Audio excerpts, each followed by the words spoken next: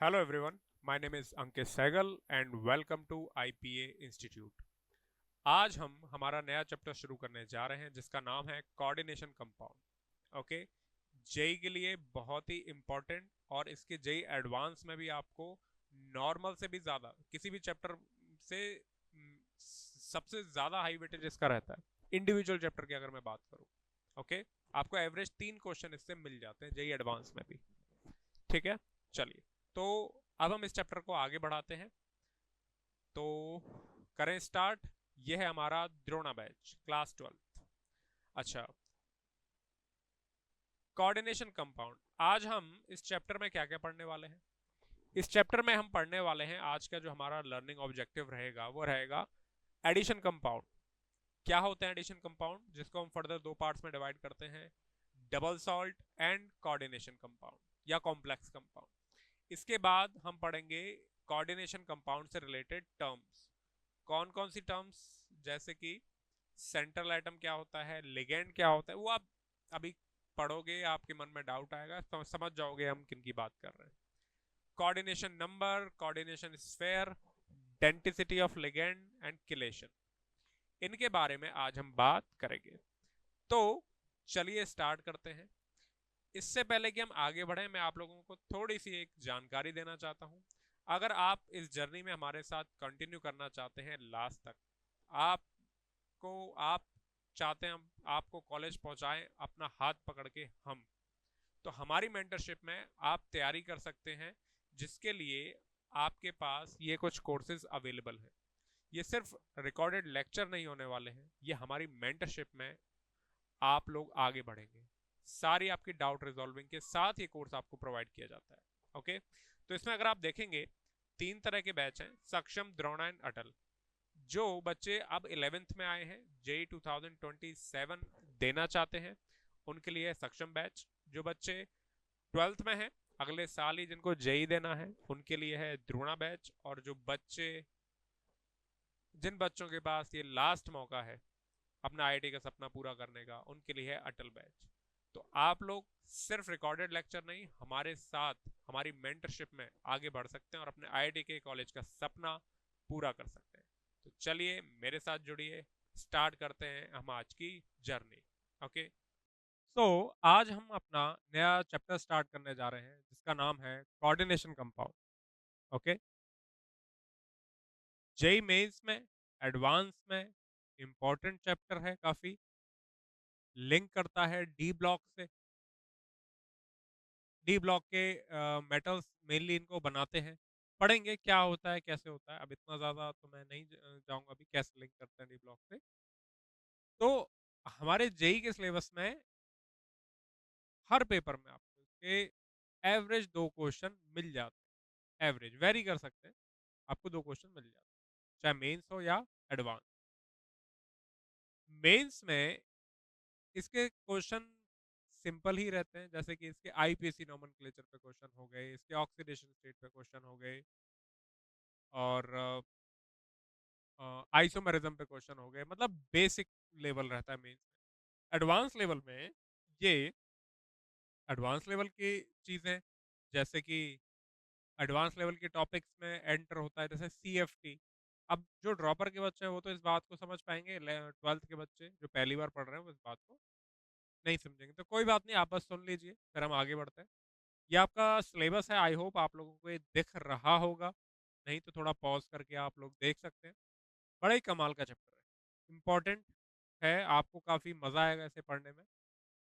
तो ये मैंने आपको सिलेबस दिया हुआ है मेंस का एंड एडवांस का। आपको एवरेज 2 क्वेश्चन इससे मिल जाते हैं हर साल।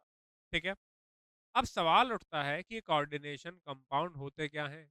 हमने आयनिक कंपाउंड सुने, हमने कोवलेंट कंपाउंड सुने, ये कौन सा कोऑर्डिनेशन कंपाउंड है? हाँ, हो सकता है इसमें कोऑर्डिनेशन बॉन्ड होते हो, पर वो भी तो कोवलेंट बॉन्ड ही है सर, तो इनको कोवलेंट कंपाउंड नाम क्यों नहीं दिया? करते हैं इसके बारे में बात। आप जानते हैं कि हम हमारे ब्लड तक, हमारा ब्लड रेड क्यों है? सर हीमोग्लोबिन की वजह से। हमारे ब्लड तक ऑक्सीजन कौन लाता है? Sir haemoglobin. कैसे लाता है? By forming coordination compound. Okay, हमारा ब्लड रेड क्यों है? क्योंकि सर हमारे ब्लड में हीमोग्लोबिन है। हीमोग्लोबिन में क्या होता है? आयरन होता है। वो क्या करता है? कॉम्प्लेक्स कंपाउंड बना के रहता है, central metal atom. Vitamin B 12 हमारे लिए एसेंशियल है। विटामिन बी 12 क्या होता है? एक कोऑर्डिनेशन कंपाउंड होता है, एक कॉम्प्लेक्स कंपाउंड होता है जिसके अंदर कोबाल्ट होता है। कोबाल्ट एक सेंट्रल मेटल है। तो ये एक स्पेशल टाइप के कंपाउंड्स होते हैं। इनकी प्रॉपर्टीज अलग है, इनका नाम अलग है, इनके स्ट्रक्चर अलग है। ये सारी चीजें हमें इस चैप्टर में पढ़नी। ओके, तो बहुत ही इंपॉर्टेंट चैप्टर है। तो बकल अप, अपना पेन कॉपी उठा लीजिए। हम ये चैप्टर अब स्टार्ट करने जा रहे हैं। Okay, coordination compound. तो मैंने एग्जांपल लिया कि हमारा ब्लड रेड है हीमोग्लोबिन की वजह से। हीमोग्लोबिन में क्या होता है? आयरन। क्या बना करके रहता है? Complex compound. क्या होता है जब हम एक रूम में कुछ अंगीठी जला के सो जाते हैं, जिससे बंद कमरे में सर्दियों में, जिससे कार्बन मोनोऑक्साइड जनरेट होती है, और कार्बन मोनोऑक्साइड की वजह से हम लोगों की डेथ हो जाती है। तो कार्बन मोनोऑक्साइड में ऐसा क्या है कि जब वो जाती है अंदर तो हमें होश तक नहीं रहता, और इतना क्या मजबूत बॉन्डिंग हो जाती है उसके हमारे ब्लड के साथ। तो ये इन सब का जवाब कहाँ है? कोऑर्डिनेशन कंपाउंड में है। ओके, तो चलिए स्टार्ट करते हैं हमारा ये चैप्टर, कोऑर्डिनेशन कंपाउंड। सो क्या है कोऑर्डिनेशन कंपाउंड? चलिए स्टार्ट। स्टार्टिंग में धीरे धीरे आपके माइंड में डाउट्स क्रिएट होते जाएंगे, जिसे धीरे धीरे फिर रिलीज किया जाएगा। ओके, चलिए। कोऑर्डिनेशन कंपाउंड क्या है? Coordination compound,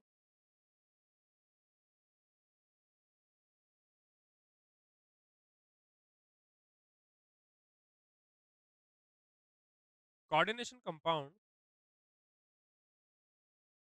are the compound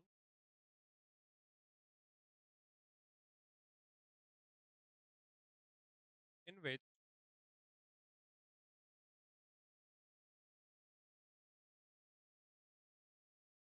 the central metal atom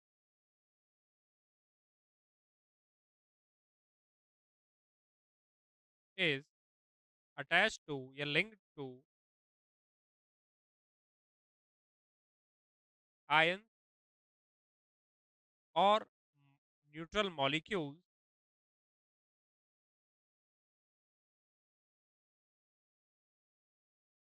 through coordinate bond.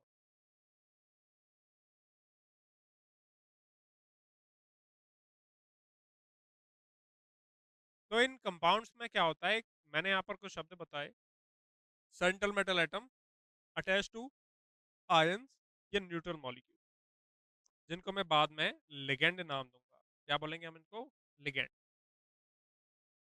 Example क्या है, इनको कैसे डिनोट करते हैं? For example NiCO4, for example K4FeCN6, for example AgNH3 whole twice plus, for example CuNH3 4 plus.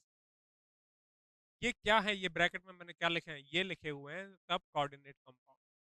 ठीक है, ये इनको रिप्रेजेंट करने का तरीका होता है। क्या होते हैं ये ब्रैकेट, क्या होती हैं चीजें? आओ इनके बारे में बात। तो branch of chemistry which deals with study of complex compound coordination compound is called coordination chemistry, और हम आज कोऑर्डिनेशन केमिस्ट्री ही पढ़ने जा रहे हैं। ठीक है, चलिए स्टार्ट करो।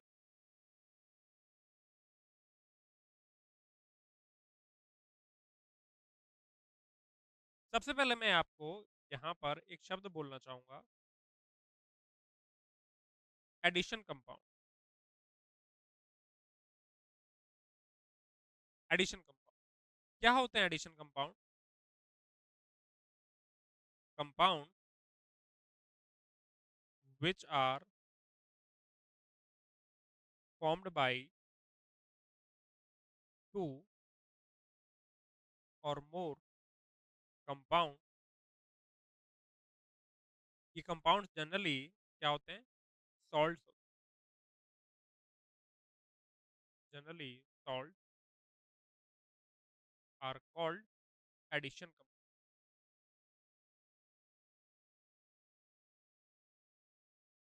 ठीक है सर, होता होगा कुछ एडिशन कंपाउंड, दो सॉल्ट मिलते होंगे, दो कंपाउंड मिलते होंगे, एडिशन कंपाउंड बनता होगा। बट सर अभी भी क्लैरिटी नहीं आई, नहीं आएगी। अभी अभी देखो रिलीज होते एकदम से चीजें रिलीज होती जाए। अब ये जो एडिशन कंपाउंड है, एडिशन कंपाउंड्स हैं, इनको मैं दो पार्ट्स में डिवाइड करता हूँ।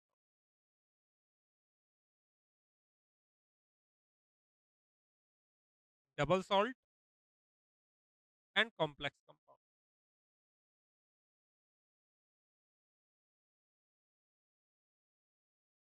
Double salt and complex. तो कॉम्प्लेक्स कंपाउंड भी क्या है? एडिशन कंपाउंड्स हैं। और डबल सॉल्ट भी क्या है? Addition compound. कॉम्प्लेक्स कंपाउंड को ही हम शुरुआत में कॉम्प्लेक्स कंपाउंड बोलते थे, अब हम इसे कोऑर्डिनेट कंपाउंड कहते हैं। इसे ही हम क्या कहते हैं? कोऑर्डिनेट कंपाउंड कहते हैं, क्योंकि इनके अंदर कोऑर्डिनेट बॉन्ड पाए। ठीक है, ठीक। अब क्या होता है डबल सॉल्ट? आइए इसके बारे में बात।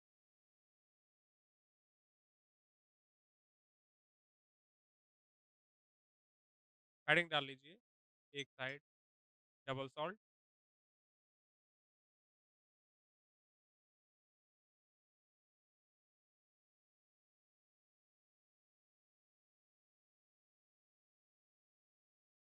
और दूसरी साइड कॉम्प्लेक्स। स्टार्टिंग में थ्योरी है, आपको पढ़नी ही है, पेशेंस रखना ही पड़ेगा, जल्दबाजी करनी है। अच्छा खाना देर से बनता है, जल्दबाजी में फास्ट फूड बनता है जो नुकसान करता है। Double salt and complex compound. अब ये पता चल गया कि ये दोनों के दोनों दो कंपाउंड से या दो सॉल्ट से मिलके बने, बट इन दो या दो से ज्यादा सॉल्ट से मिलके बने हुए, बट इन दोनों में फर्क क्या है? सुनो ध्यान, लिखते जाओ। पहला point,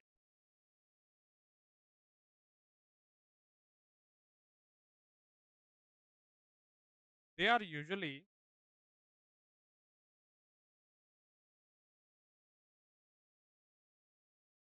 combination of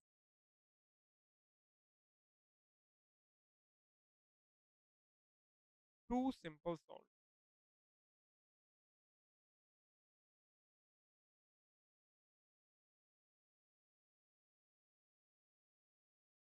in equimolar ratio.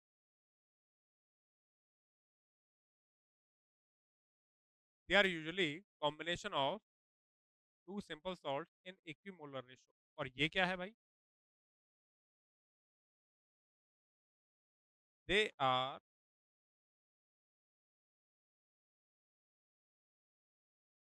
Combination of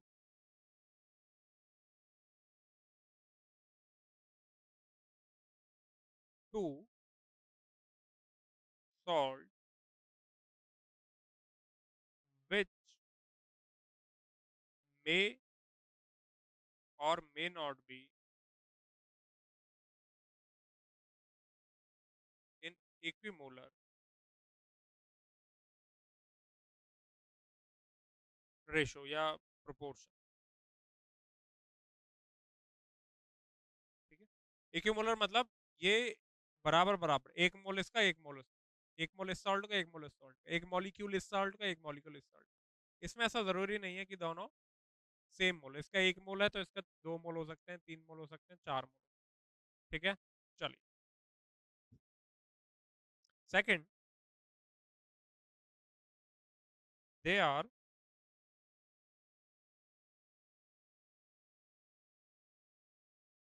ionic compound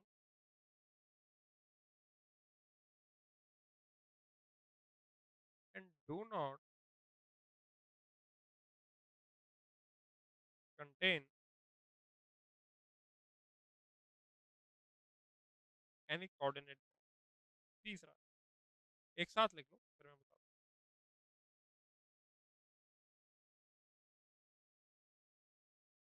They exist only in solid state।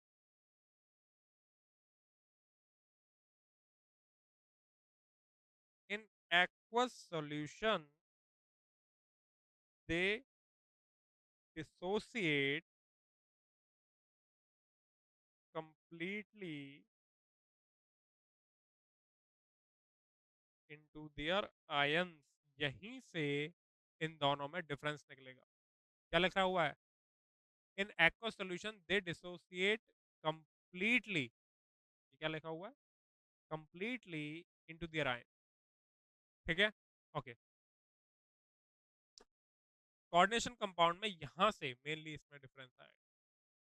चलिए, इसका सेकंड पॉइंट क्या है? They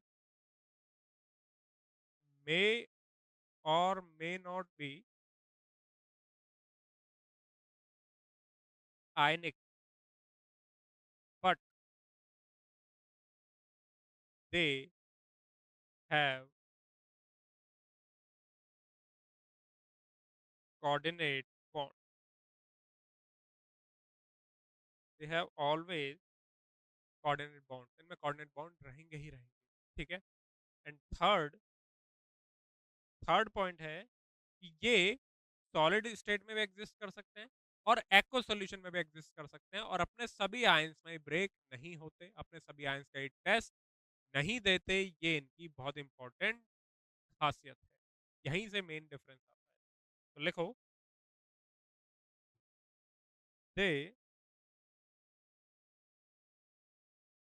exist in the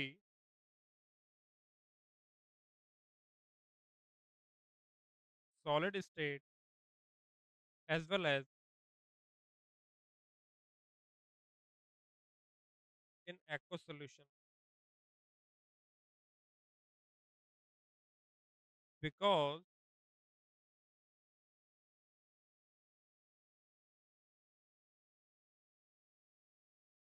in aqueous solution the complex does not dissociate into its ions completely। ठीक है, लिख दूंगा मैं complete। कैसे? अभी हम एग्जांपल से इन सारे पॉइंट्स को समझते जाएंगे। ठीक है, आप बस लिखते जाइए। फोर्थ, फोर्थ नहीं, थर्ड का ही पार्ट मानिए। It mean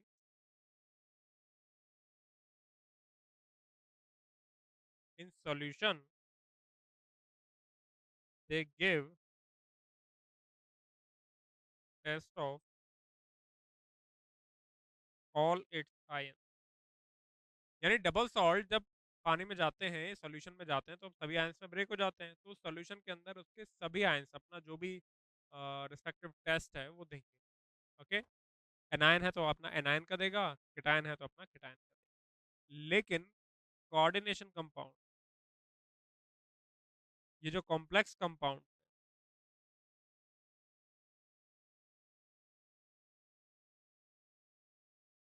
do not give test of their all ion. ठीक है, अभी मैं एग्जांपल ले लेता हूँ, बहुत हो गया, वरना आप लोग कहोगे सर क्या क्या बता रहे हैं। इसके आगे के पॉइंट में एग्जांपल लेने के बाद बताऊँ। Example of double salt,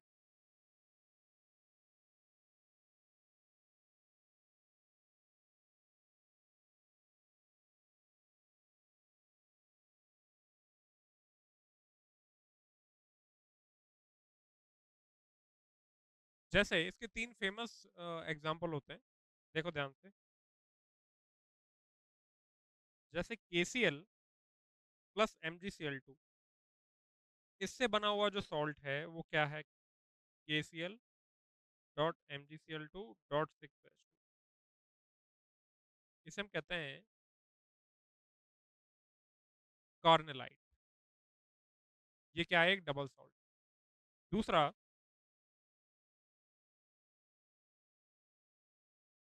FeSO4 dot ferrous sulphate ammonium sulphate dot 6H2।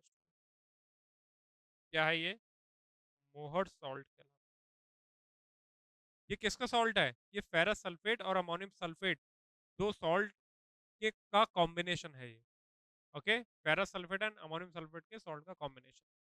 तीसरा और फेमस एग्जांपल, पोटाश एलम फिटकरी K2SO4 Al2SO4 का होल थ्राइस डॉट 24H2। पढ़ते आ रहे हो ना कब से? K2SO4 Al2SO4 का होल थ्राइस, इसे हम क्या कहते हैं? पोटाश।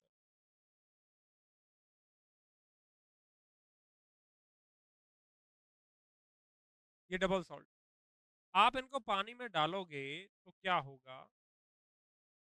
फॉर एग्जाम्पल, जैसे ही आप इसको, आपने कार्नेराइट लिया KCl.MgCl2.6H2, ये सॉलिड है, आपने इसको डाल दिया पानी में। पानी में जाने के बाद ये क्या करेगा? ये K plus Mg+2 Cl minus, दोनों Cl माइनस में ब्रेक हो जाएगा एक्वस। तो अपने सभी आयंस का टेस्ट, मोहर salt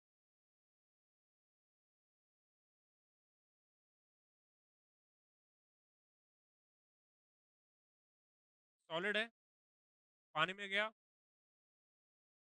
ferrous ion, ammonium ion aqueous, दो ammonium ion, sulphate ion aqueous, पानी तो पानी चल गया अपने भाइयों के साथ। पोटाश एलम,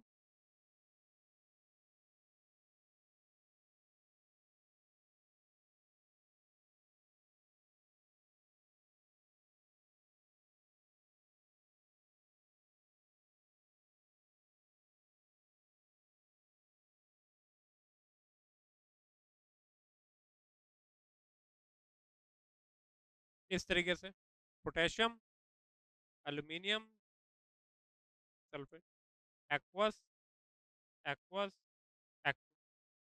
इस तरीके से ब्रेक हो जाता है और अपने सारे आयंस के ये टेस्ट।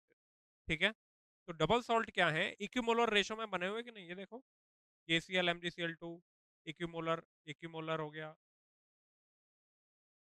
क्लियर? ठीक। अब वहीं आप जरा कॉम्प्लेक्स कंपाउंड के एग्जांपल,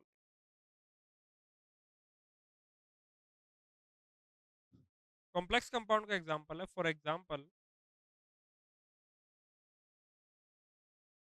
K4FeCN6, ये कॉम्प्लेक्स कंपाउंड, ये किसका एडिशन कंपाउंड है? ध्यान से देखो, ये है FeCN2 4KCN, एक,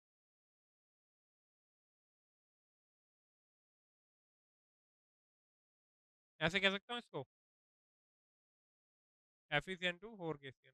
तो ये दो सॉल्ट है FeCN2 और KCN, इनका ये क्या है? एडिशन कंपाउंड, जो सॉलिड स्टेट में ऐसे रहता है, और जब आप इसको पानी में डालोगे या सोल्यूशन फॉर्म में इसको जब लाओगे तो क्या होगा? ये पोटेशियम आयन में ब्रेक हो गया और साथ ही ये कुछ ऐसे ब्रेक होता है।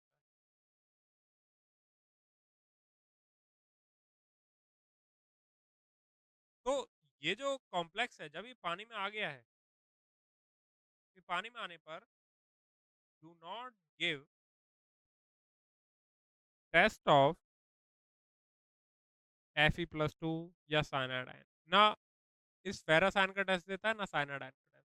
ये है कॉम्प्लेक्स कंपाउंड, समझ गए? ओके। अच्छा, ये ब्रैकेट क्या है, ये बाहर कौन है, अंदर कौन है, ये क्या है, इन सबको हम नेमिंग पढ़ेंगे, नेमिंग स्ट्रक्चर डिटेल में हम पढ़ेंगे, डोंट वरी। अभी तो इंट्रोडक्शन चल रहा है, समझते जाओ, डाउट आते जाएं दिमाग में, इकट्ठे करते जाओ, एक साथ रिलीज कर। फॉर एग्जाम्पल, जैसे कि आपका एक और सॉल्ट, एक और ले लेता हूँ, CuNH3 4 सल्फेट, ये कॉम्प्लेक्स। तो जब हमने कॉम्प्लेक्स में ये जो आपका कॉम्प्लेक्स है, ये किसका एडिशन कंपाउंड है, चेक कर। ये है इस CuSO4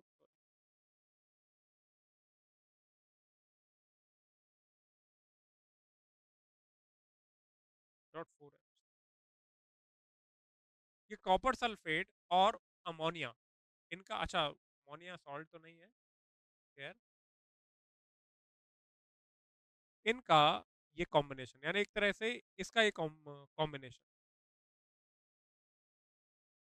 ओके, तो इस तरीके से हम ये तो नहीं कह सकते कॉपर इसके ये सॉल्ट है, बट हम कह सकते हैं कि ये दो कंपाउंड का एडिशन है। इसको हमने ऐसे लिख दिया, सिंपल ऐसे लिख सकते हैं, और कॉम्प्लेक्स फॉर्म में ऐसे लिख सकते हैं। और पानी में जाने पर ये सॉलिड है, तो जब पानी में डालोगे तो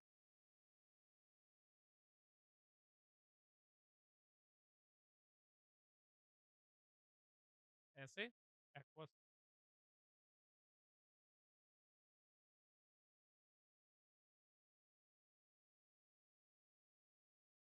क्लियर है, ठीक है। तो कॉम्प्लेक्स कंपाउंड अपने सभी आयंस का टेस्ट नहीं देते, ये बात सबसे इंपॉर्टेंट है और ध्यान रखना। चलिए, तो अब मैंने आपको एग्जांपल से बता दिया, और वापस आ जाता है, हमने कितने पॉइंट ले लिए थे, 3। कंटिन्यू कर, fourth point,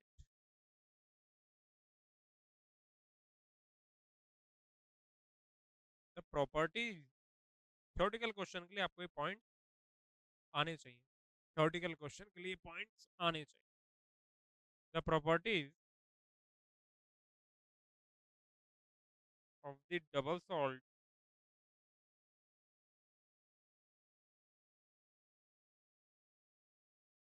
are same as those of it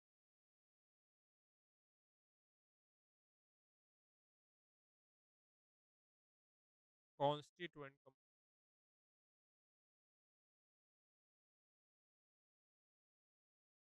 same as those of its constituent compound, जिनका ये जिनसे मिलके बना है उनकी ही प्रॉपर्टी शो करेगा। कॉर्ड ने राइट है, KCl MgCl2 से मिलके बना है, वो उन्हीं की प्रॉपर्टी शो करेगा, कुछ अलग नहीं करेगा। लेकिन कॉम्प्लेक्स कंपाउंड ऐसा नहीं करता, वो जिनसे मिलके बना है उसी की प्रॉपर्टी शो करे, ऐसा कोई जरूरी नहीं। ठीक है, ओके, लिखो यहाँ पर fourth point, the properties of coordination compound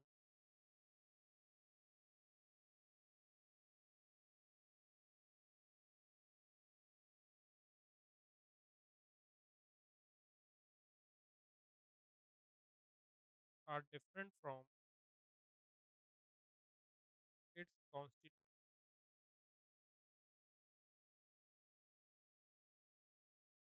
okay, ठीक। फिफ्थ,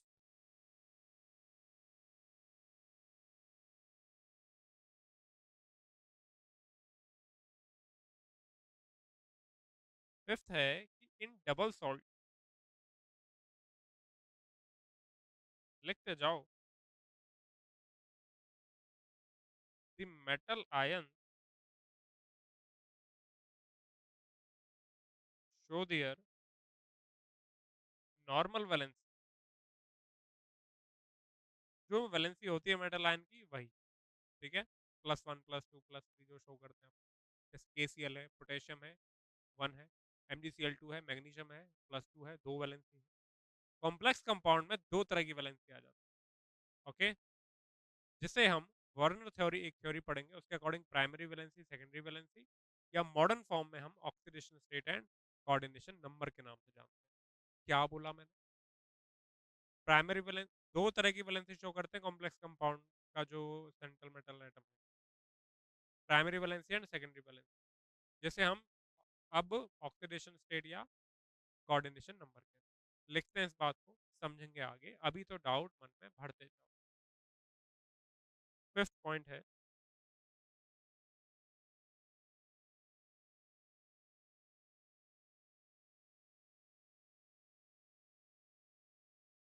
इन coordination compound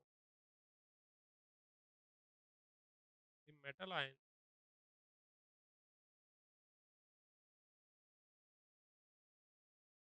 satisfy its two valence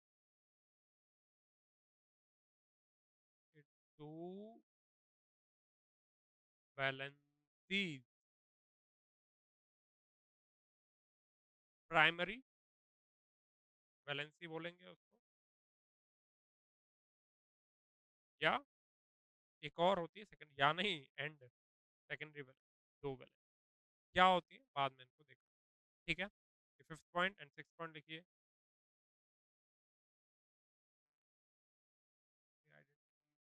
loose कर देता है और सोल्यूशन ये लिख, ठीक है। डबल सॉल्ट जो है अपने आयंस में ब्रेक हो जाता है और अपनी आइडेंटिटी लूज कर देता है, जबकि कॉम्प्लेक्स कंपाउंड की आइडेंटिटी मेंटेन रहती है। ठीक है, ये कोई इंपॉर्टेंट पॉइंट। ओके, तो इस तरीके से हमने चैप्टर की शुरुआत करी। ठीक है, हमने डबल सॉल्ट यानी हमने एडिशन कंपाउंड जाना, हमने डबल सॉल्ट जाना, हमने कॉम्प्लेक्स कंपाउंड। अच्छा एक मिनट, एडिशन कंपाउंड की जो डेफिनेशन है उसमें एक शब्द लिखते हैं हम,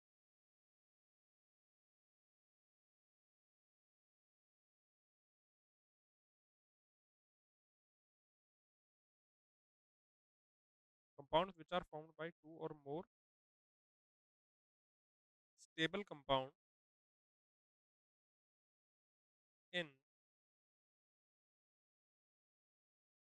stoichiometric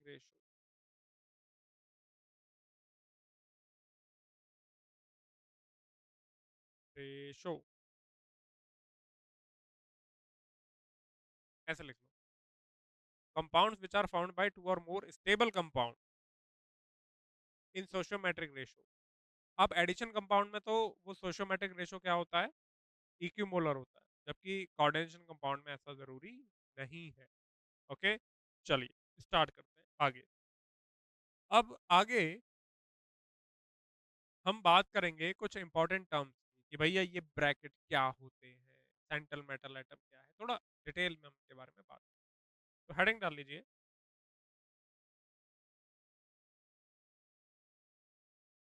सम इंपॉर्टेंट टर्म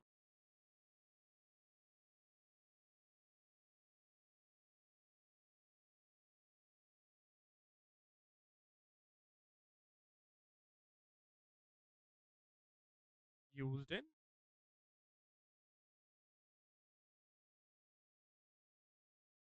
कोऑर्डिनेशन कंपाउंड।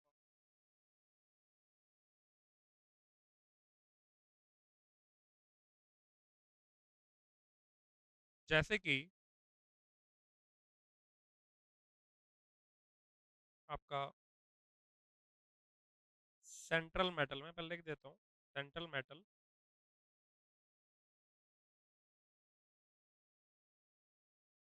आपका ligand,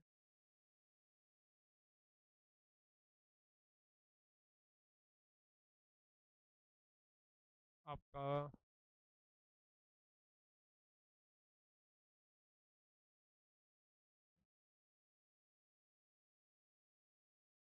coordination sphere,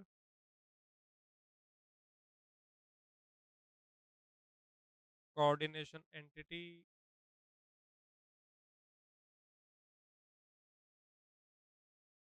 counter ion,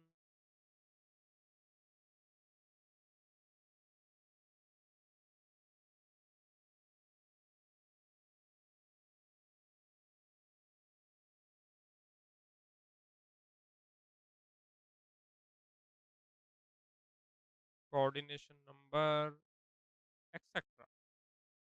ठीक है, इन सब के बारे में हम बात करते हैं। तो सबसे पहले हेडिंग डालो, सेंट्रल मेटल है। और भी हैं छोटे छोटे वर्ड्स भाई, लिगेंड्स में डिटेल में बात करेंगे, monodentate, bidentate ligands, ambidentate ligands, chelating ligands, chelating ring, इन सब के बारे में बात होगी। कोऑर्डिनेशन पॉलीहेड्रा, ठीक है, homoleptic heteroleptic compound, detail main तो ये चार शब्द हैं, चार टॉपिक्स हैं, इनके बारे में हम बात करें। हेडिंग डाल लो, सेंट्रल मेटल एटम या आयन।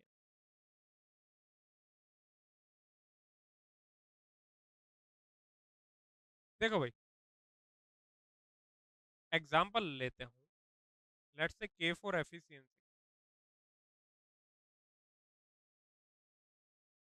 ये जो ब्रैकेट आपको दिखाई दे रहा है, ये जो ब्रैकेट वाला एरिया दिखाई दे रहा है, इस ब्रैकेट को हम कहते हैं कोऑर्डिनेशन स्फेयर। ठीक है, लेट्स से आपका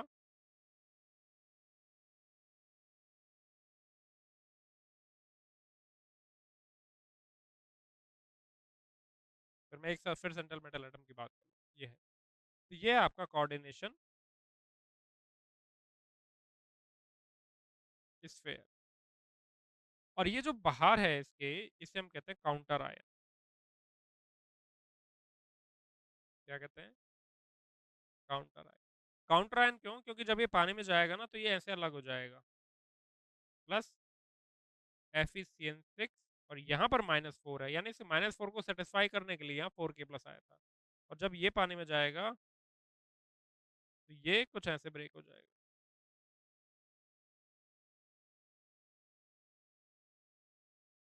ठीक है, ओके, ये हो गया कोऑर्डिनेशन स्फेयर। अब इस कोऑर्डिनेशन स्फेयर के अंदर जो एंटिटी रखी हुई है, जो भी सामान रखा हुआ है, वो कहलाती है कोऑर्डिनेशन एंटिटी। ये रही कोऑर्डिनेशन एंटिटी। क्लियर है? अब इस कोऑर्डिनेशन एंटिटी में तुम चीज देखोगे, यहाँ पर ये आयरन लगा हुआ है, यहाँ पर क्या लगा हुआ है? कॉपर लगा हुआ है। ये कहलाता है central metal atom. Central metal atom या आयन। ठीक है, न्यूट्रल है तो एटम, है तो आयन। क्लियर?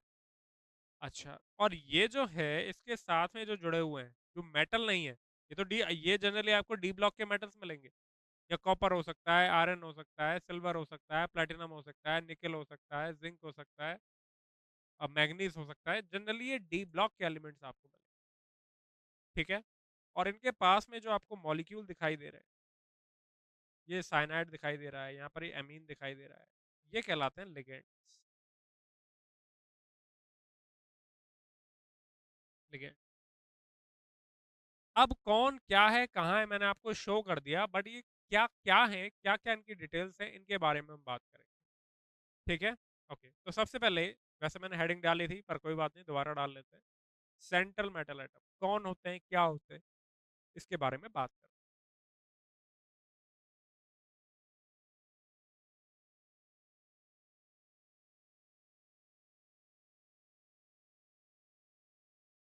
चलो,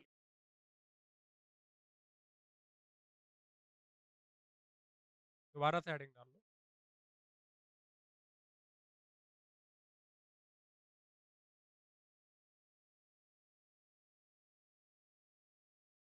सेंट्रल मेटल एटम और आयन।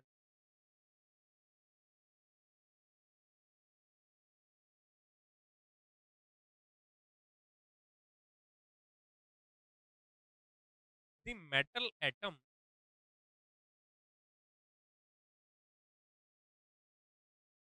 और आयन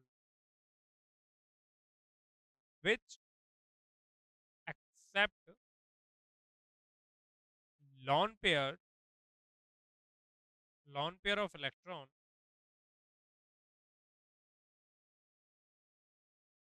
from ligand। और लिगेंड होते हैं लॉन पेयर डोनर, करूंगा उसके बारे में बात। From ligand through coordinate bond. Through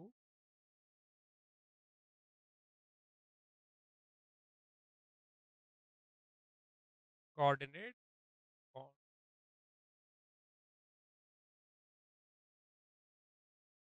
are called central metal atom और आयन। ये किसकी तरह बिहेव करते हैं? ये लॉन पेयर एक्सेप्टर हैं। Lone pair acceptors are Lewis acid. यहाँ लिखो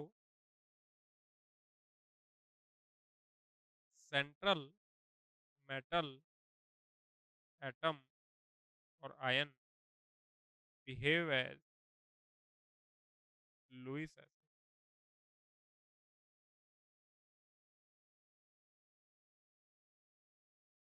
लुईस एसिड। चल आगे बढ़े। तो यहाँ पर क्या क्या होते हैं सेंट्रल मेटल एटम, मैंने आपको शो कर दिया। ये रहा सेंट्रल मेटल एटम, ये रहा अब लिगेंड के बारे में बात करें।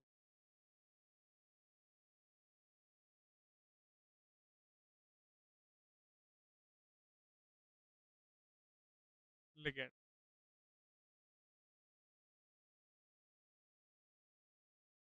The donor molecule, the donor species ऐसे लिख देते हैं, द डोनर स्पीशी। स्पीशी से मतलब क्या है, एटम भी बोल दो, मॉलिक्यूल भी कह सकते हो, या आयन भी।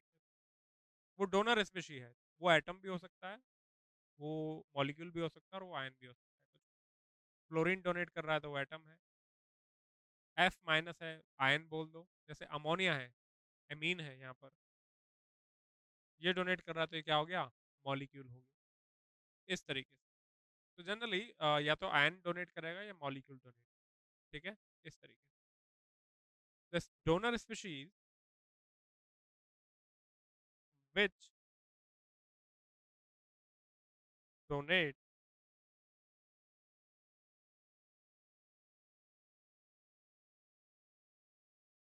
lone pair of electrons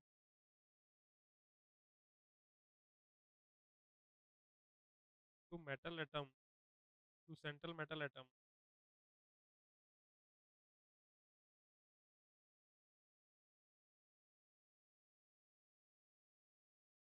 are called ligand। उसे हम क्या कहते हैं, लिगेंड कहते हैं। और लिगेंड, अरे ये मैंने कहाँ लिखा था, अरे रे,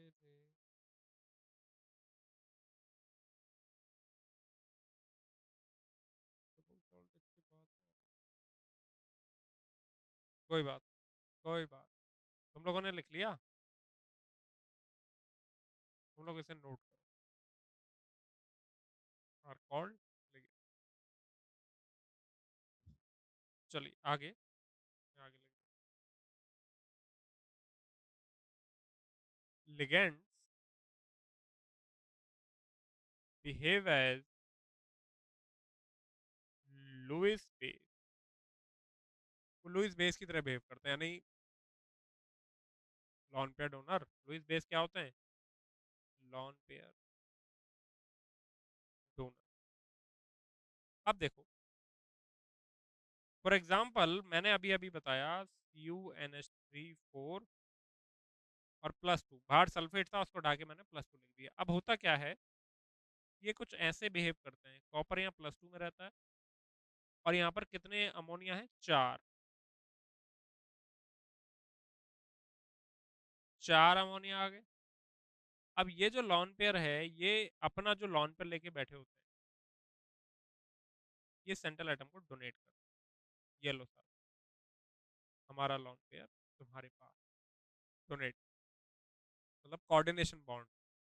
कोऑर्डिनेशन बॉन्ड समझते हो ना, अपना दोनों इलेक्ट्रॉन अपने, कोवलेंट बॉन्ड जिसमें दोनों इलेक्ट्रॉन एक एटम से आते हैं, क्या कहलाता है, कोऑर्डिनेट बॉन्ड कहलाता है। तो इस तरीके से कोऑर्डिनेट बॉन्ड बनाते हैं।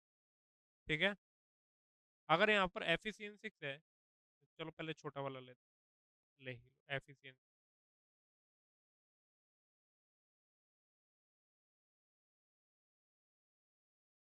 माइनस।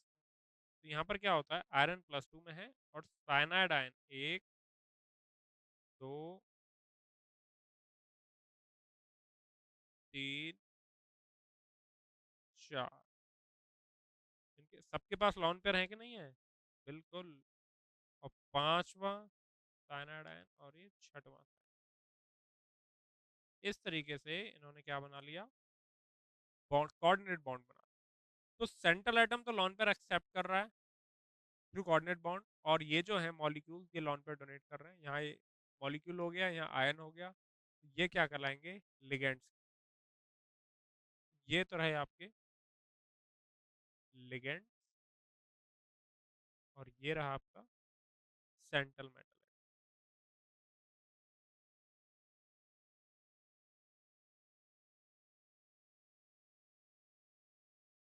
ठीक है, ओके। लिगेंड के बारे में भी बहुत डिटेल में बात होगी, डेंटिसिटी, मोनोडेंटेड, बाइडेंटेड, ट्राइडेंटेड, सारी बात। चलिए आगे बढ़ते हैं। सेंट्रल मेटल एटम हो गया, लिगेंड हो गया। इसके बाद इसके बारे में हमने बात करनी चाहिए।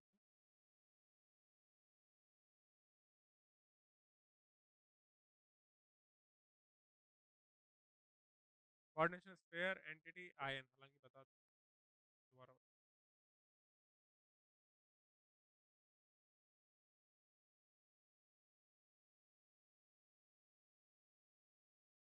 देखो ध्यान,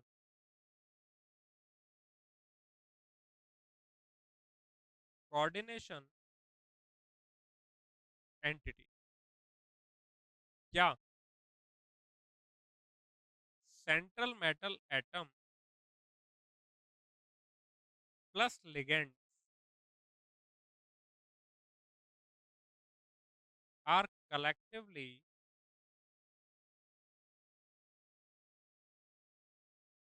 known as coordination entity। हालांकि इसकी कोई डेफिनेशन आपसे अलग से नहीं पूछी जाती कि साहब कोऑर्डिनेशन एंटिटी क्या है, नहीं। तो वो एंटिटी जो अपने टेस्ट नहीं देती, कॉम्प्लेक्स कंपाउंड में वो एंटिटी जो अपने टेस्ट नहीं देती, अपने आयंस के टेस्ट नहीं देती है, क्या कहलाती है? कोऑर्डिनेशन एंटिटी कहलाती है। हम लिख सकते हैं entity which do not give test of their constituent ion या सॉल्ट या जो भी कॉन्स्टिट्यूएंट आयन, कॉन्स्टिट्यूएंट स्पीशीज लिख देता हूँ, स्पीशीज लिख के काम पूरा हो जाता है।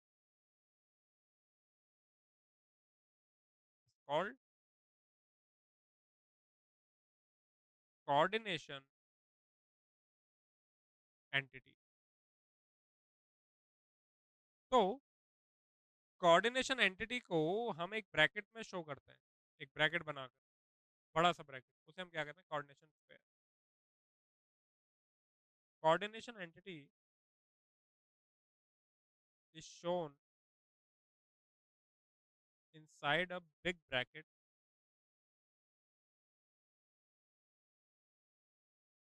called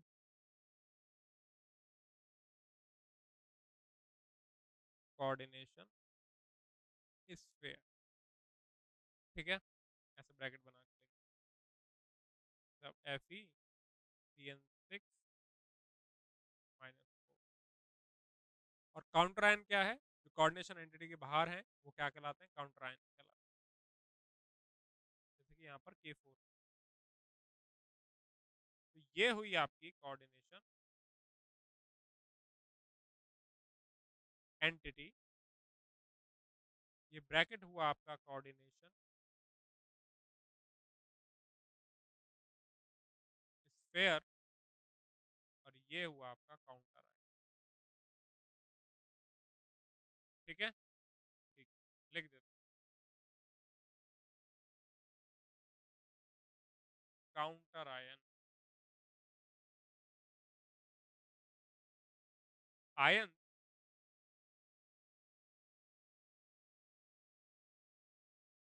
outside the coordination sphere are called counter ion।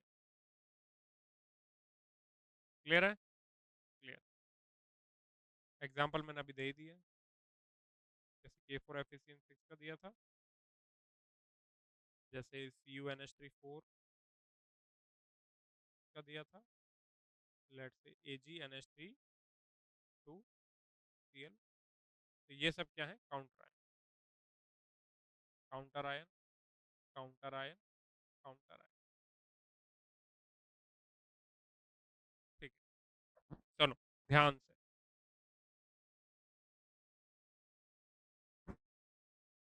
Next, coordination number.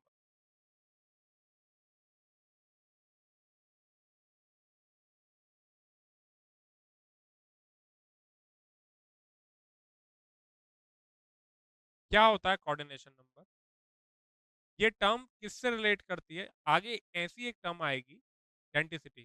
पहले मेरे को, पहले मैं क्लियर बात बोल दूं। कोऑर्डिनेशन नंबर वर्ड किसके रेस्पेक्ट में इस्तेमाल करना है? सेंट्रल मेटल एटम के रेस्पेक्ट में इस्तेमाल करना है। ठीक है, क्या होता है कि सेंट्रल मेटल एटम जितने कोऑर्डिनेट बॉन्ड ले रहा है, जितने लॉन पेयर एक्सेप्ट कर रहा है, उतने ही एरो ले रहा है, कोऑर्डिनेट बॉन्ड ले रहा है। तो जितने कोऑर्डिनेट बॉन्ड वो बना रहा है central atom, central metal atom, वो उसका क्या कहलाता है? कोऑर्डिनेशन नंबर कहलाता है। समझ गए? क्लियर? तो this term is used with respect to central metal,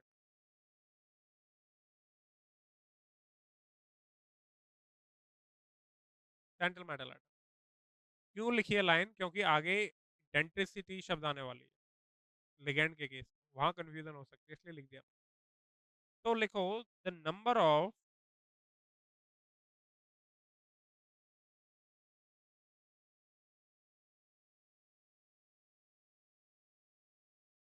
coordinate bond formed to central metal atom और आयन, क्या कहें कि number of lone pair accepted bye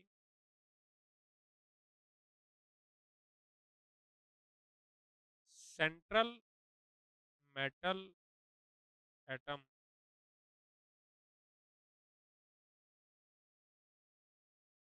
is called coordination number. उसे हम क्या कहते हैं? कोऑर्डिनेशन नंबर कहते हैं। सिंपल सी टर्म है, डायरेक्टली नहीं पूछी जा रही, पता होनी चाहिए। ये टर्म्स बार बार इस्तेमाल होगी, इसलिए पता होनी चाहिए। फॉर एग्जाम्पल,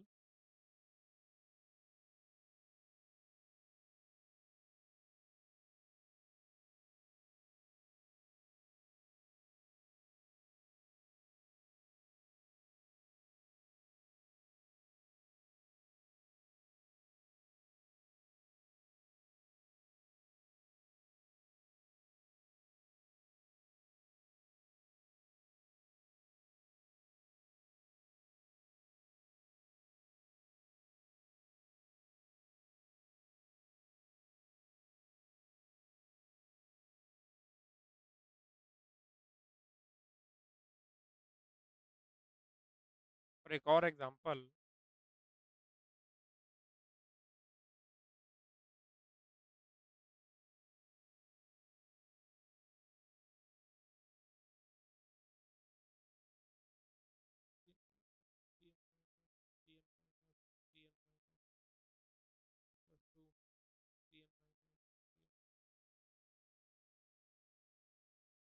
तो अगर आप यहाँ पर गौर करोगे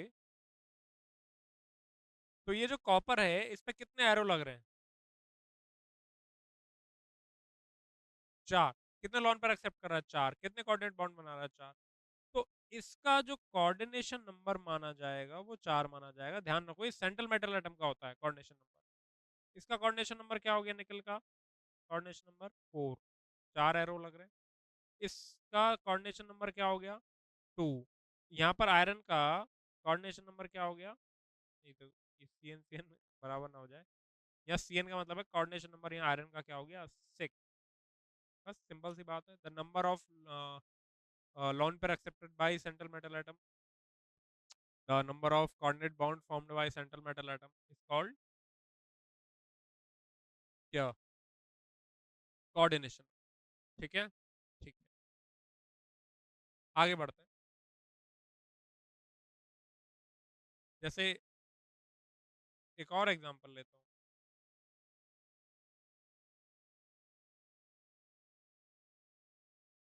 COEN2Cl2 प्लस।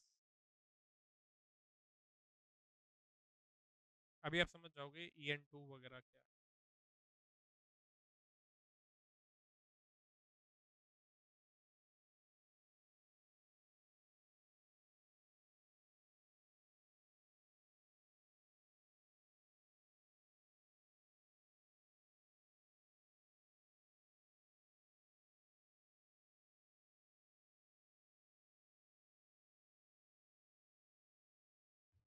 हाँ भाई, और यहाँ कोबाल्ट पे +3 चार्ज।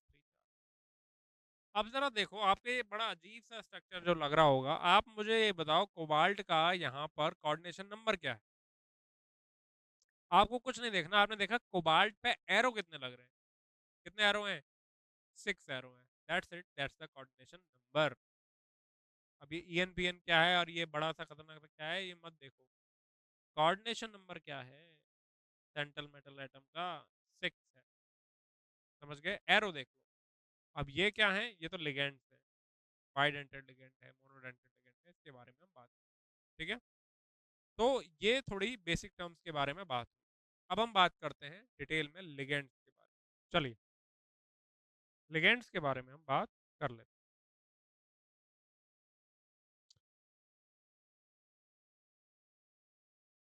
हेडिंग डालो, डेंटिसिटी ऑफ लिगेंड, और साथ ही हम यहाँ पर किलेशन भी पढ़ेंगे। किलेशन।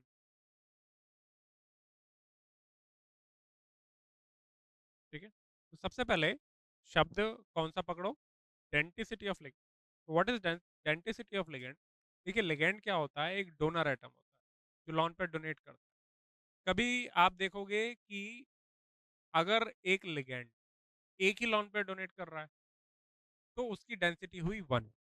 अगर एक लिगेंड 2 लॉन पे डोनेट कर दे तो उस एक लिगेंड की जो 2 लॉन पे डोनेट कर रहा है डेंसिटी क्या हुई? 2। आप ऐसा भी देखोगे कि लिगेंड एक ही है लेकिन वो एक साथ 3-3 लॉन पे डोनेट कर रहा है। 3-3। हालांकि वो 3 अलग अलग डोनर एटम से डोनेट कर रहा होगा लेकिन लिगेंड एक ही होगा, मॉलिक्यूल एक ही होगा। आप ऐसा भी देखोगे कि वो एक साथ 4 लॉन पे डोनेट कर रहा है, भले ही अलग अलग डोनर एटम से डोनेट कर रहा है, बट एक ही लिगेंड 4 लॉन पे डोनेट कर रहा है, 4 कोऑर्डिनेट बॉन्ड बना रहा है, तो उसकी डेंसिटी हुई 4। 5 डोनेट कर रहा है तो 5, 6 डोनेट कर रहा है तो 6। तो व्हाट इज डेंटिसिटी? तो denticity is number of coordinate bond formed by a ligand at a time to the central metal atom is called denticity of that ligand. Okay, लिखिए,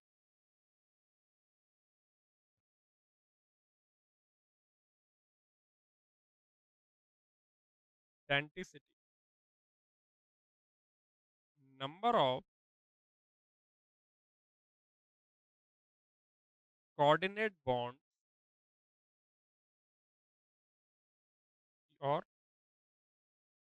number of lone pair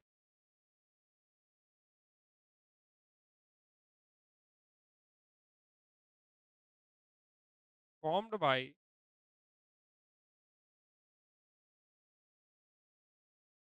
a ligand to the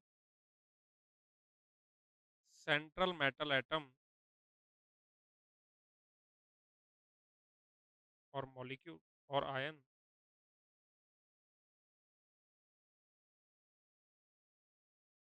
at a time, एक ही साथ एक ही बार में कितने coordinate bond बना रहा है या कितने नंबर ऑफ लॉन पे डोनेट कर रहा है?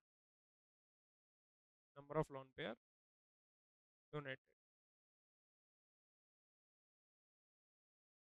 ठीक है, donated is called denticity of that ligand. और डेंटिसिटी के बेस पे हम लिगेंड्स को मोनोडेंटेड, बाइडेंटेड, ट्राइडेंटेड, टेट्राडेंटेड, पेंटाडेंटेड, हेक्साडेंटेड या ओवरऑल कहें कि पॉलीडेंटेड में डिवाइड कर। तो on the basis of denticity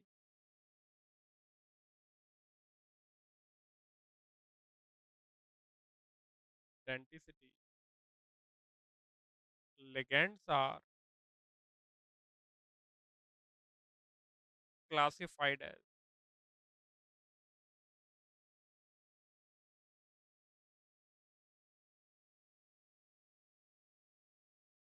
monodentate ligand, bidentate ligand, tridentate ligand। मैं एक साथ एग्जांपल लेता जाऊँ। monodentate ligand, when denticity of the ligand is 1 या कहें कि और number of lone pairs donated by a ligand is 1 are called monodentate ligand। ठीक है, इस मोनोडेंटेड लिगेंड में ही एक और क्लासिफिकेशन हम पढ़ेंगे, एम्बीडेंटेड लिगेंड, पर वो बाद में। For example amine, NH3, water, Cl, जो भी हेलोजन है आपके X माइनस लिख देता हूँ, यानी F minus, Cl minus, Br minus, I minus, etcetera. तो ये जो है ये एक बार में एक लॉन पेयर डोनेट करते हैं। अब वाटर के पास है भले ही 2 लॉन पेयर, डोनेट एक ही करेगा एक बार में। हेलोजन्स के पास ऐसे तो 8 चार चार लॉन पेयर है, लेकिन एक बार में एक ही डोनेट करते हैं। ठीक है, तो ये क्या कहलाते हैं, मोनोडेंटेड लिगेंड। मोनोडेंटेड लिगेंड काफ़ी सारे हैं, सबको हम पढ़ेंगे जब हम आईपीएससी पढ़ रहे होंगे, वहाँ इन सबकी एक लिस्ट लिख दूंगा मैं। चलिए हटा दो, वहाँ इन सबके नाम भी देखेंगे।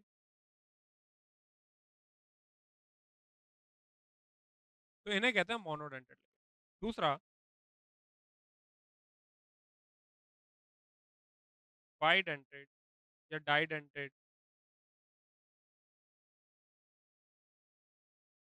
Ligand. Ligand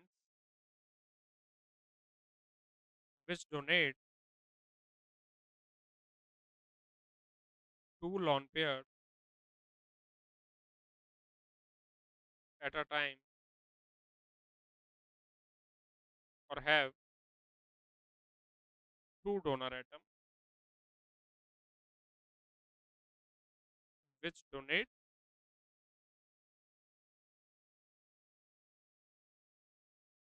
have two donor, ऐसे ब्रैकेट में अलग अलग डोनर एटम के सरिए वो क्या देता है, दो लॉन पेयर। क्लियर है, have to donor atom at a time by two donor atom, ऐसे क्योंकि दो डोनर एटम तो एम्बीडेंटेड लिगेंड के भी पास होते हैं, पर वो मोनोडेंटेड होता है। At a time by two donor atom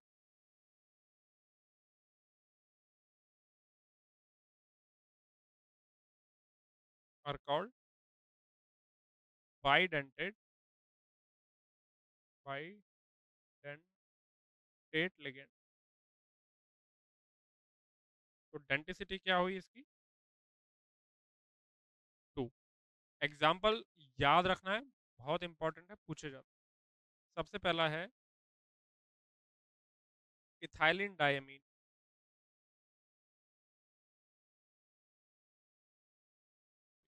ethylene diamine जैसे ये है,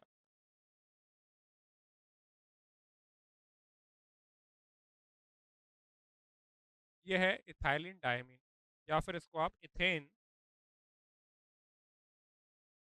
1,2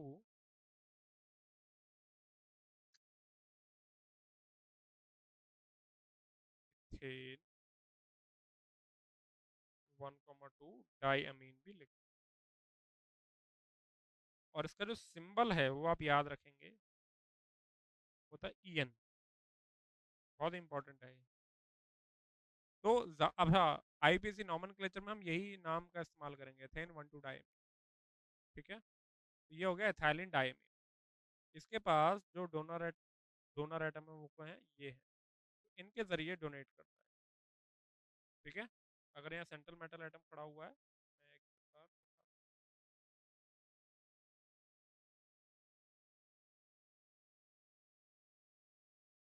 इस तरीके से यहाँ पर सेंट्रल मेटल एटम खड़ा है, ऐसे ही लॉन्ग पे डोनेट।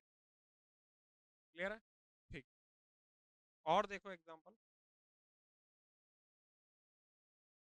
Oxalate ion.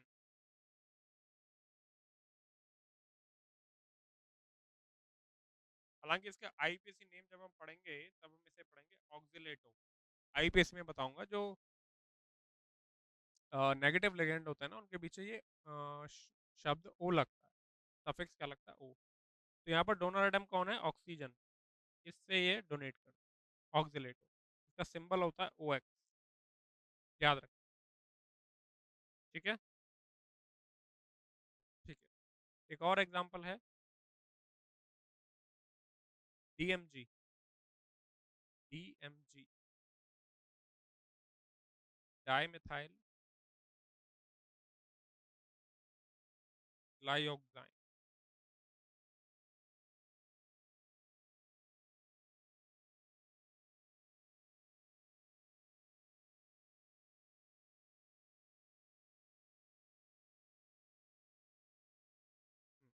ये डोनर एटम यहाँ नाइट्रोजन होता है, यहाँ से इसे कहते हैं। देखो ये जो मैं एरो बना रहा हूँ ना, ये जब हम कोऑर्डिनेट स्ट्रक्चर पढ़ेंगे तब बनाने की जरूरत पड़ेगी। ठीक है, ओके। तो ये होता है आपका DMG डाई मिथाइल ग्लाइओक्साइन। बस इतना, इससे ही आपका काम आगे बढ़ता है।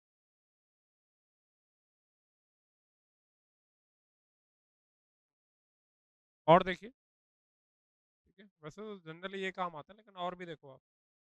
हाँ, ग्लाइसिनेटो भी जरूरी है, देखते जाओ। पहले तो देखो आपका ग्लाइसिन,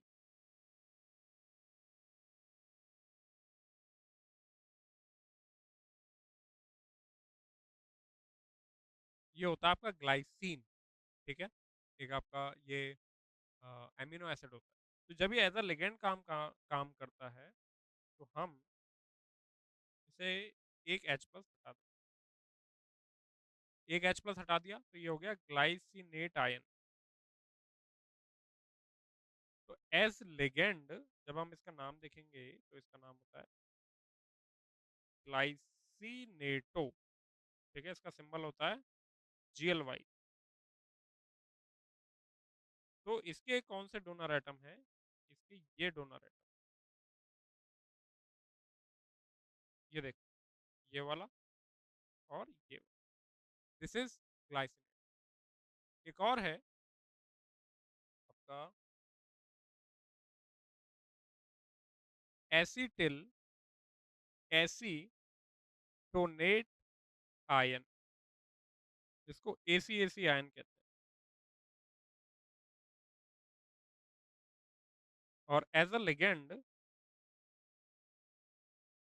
इसका नाम होता है एसिटिल एसीटोनेटो। देखो ध्यान से कैसा होता है इसका स्ट्रक्चर।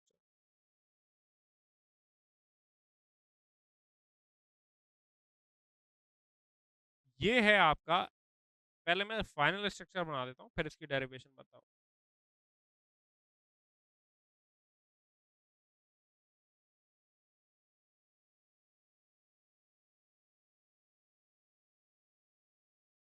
हम्म, ये है एसिटिल एसीटोनेटो, और इसका जो सिंबल होता है वो होता है ये ACAC। माइनस तुम लगा देते हैं, वरना कॉम्प्लेक्स लिखते टाइम ACAC लिख सकते हैं, माइनस लगाने की जरूरत नहीं। जैसे यहाँ ग्लाइसिनेटो है, GLY माइनस लगा सकते ऑक्सिलेट हुआ है, OX-2 लगा सकते हैं। तो ये होता है एसिटिल एसीटोनेट। अब ये बना कहाँ से, देखो ध्यान से, मैं इसकी वो बता देता हूँ, आपको भी पता होना चाहिए।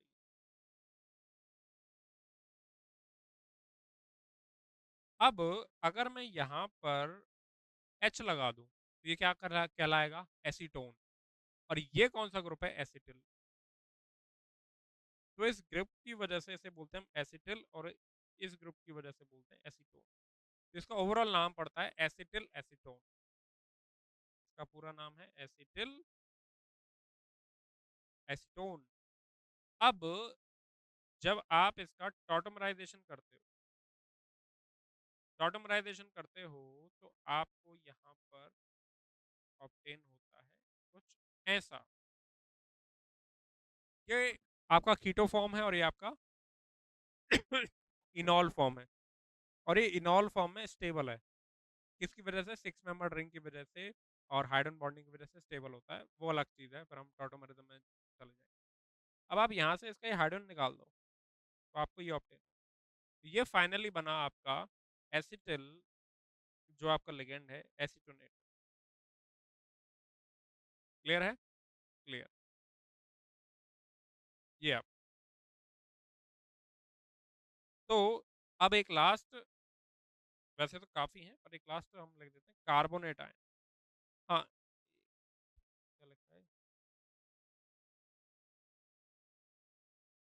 कार्बोनेट आयन के बारे में हम थोड़ा सा ध्यान रखेंगे। ये कभी बाइडेंटेड होता है और कभी मोनोडेंटेड होता है, ठीक है, जनरली मोनोडेंटेड है। कभी कभार हम इसको एज अ बाइडेंटेड की तरह इस्तेमाल करेंगे। तो some time as bidentate and mostly monodentate. ठीक है, तो ये कार्बोनेट आयन होता है, तो इसके जो दो ऑक्सीजन एटम है ये एज अ डोनर एटम की तरह बिहेव कर लेते हैं सेंट्रल मेटल। ठीक है, इस तरीके से। तो जो ज़रूरी थे मैंने आपको वो बता दिया। ये हो गए आपके बाइडेंटेड लिगेंड। थर्ड,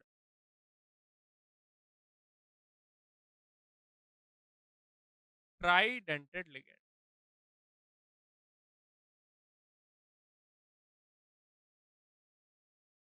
ट्राइडेंटेड लिगेंड जिनकी डेंटिसिटी क्या है, 3। मैं बार बार ये बात नहीं लिखा, डेंटिसिटी है 3, यानी number of lone pair donate by, या 3 lone pair donate, 3 lone pair donate by 3 donor eight.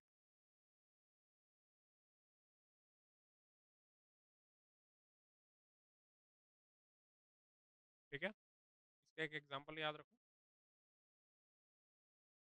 Ethylene diamine, ना, डाई इथाइलिन ट्रायमीन। हाँ, डाई इथाइलिन ट्रायमीन। कैसा होता है ये,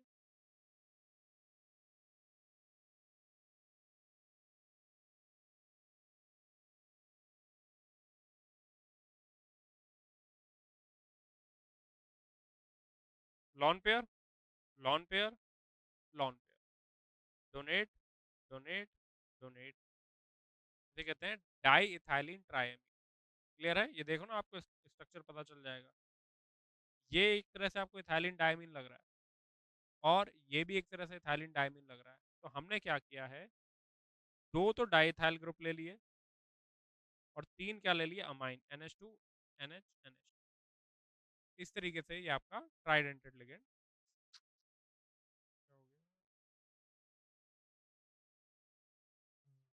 हाँ, इस तरीके से आपका ट्राइडेंटेड लिगेंड। ठीक, अच्छा इसका सिंबल भी लिख लो, इसका सिंबल होता है DIEN। ठीक है, ये ट्राइडेंटेड लिगेंड हो गया। नेक्स्ट, जैसे कि फॉर एग्जांपल मैं आपको बता देता हूँ, एक एग्जांपल से समझो,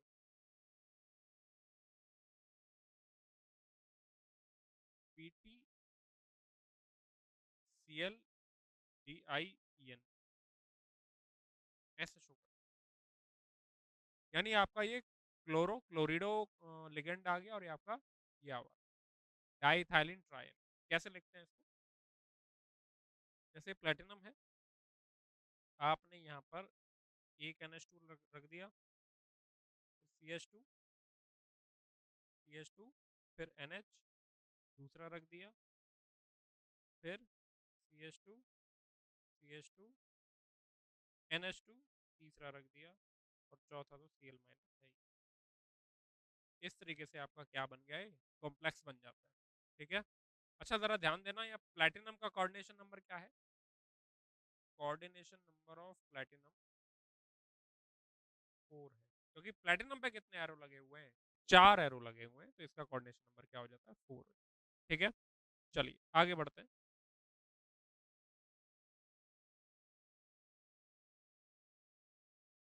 फोर्थ,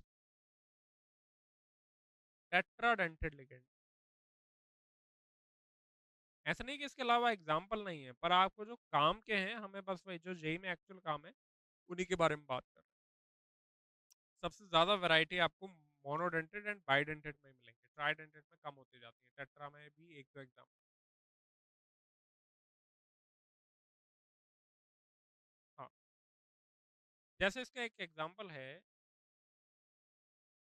EDTA-3, फुल फॉर्म है ethylene diamine tri acetato. Ethylene diamine tri, और ये ए एसीटेटो, EDTA-3। सबसे पहले तो है इथाइलिन डायमीन,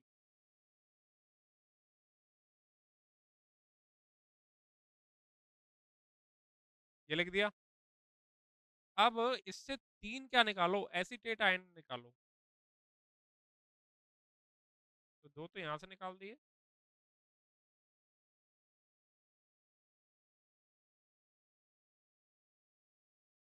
और एक यहां से, CH2 C double bond O minus, इस तरीके। तो अब जरा ध्यान दो, अब इसमें डोनर आइटम कौन कौन से हैं?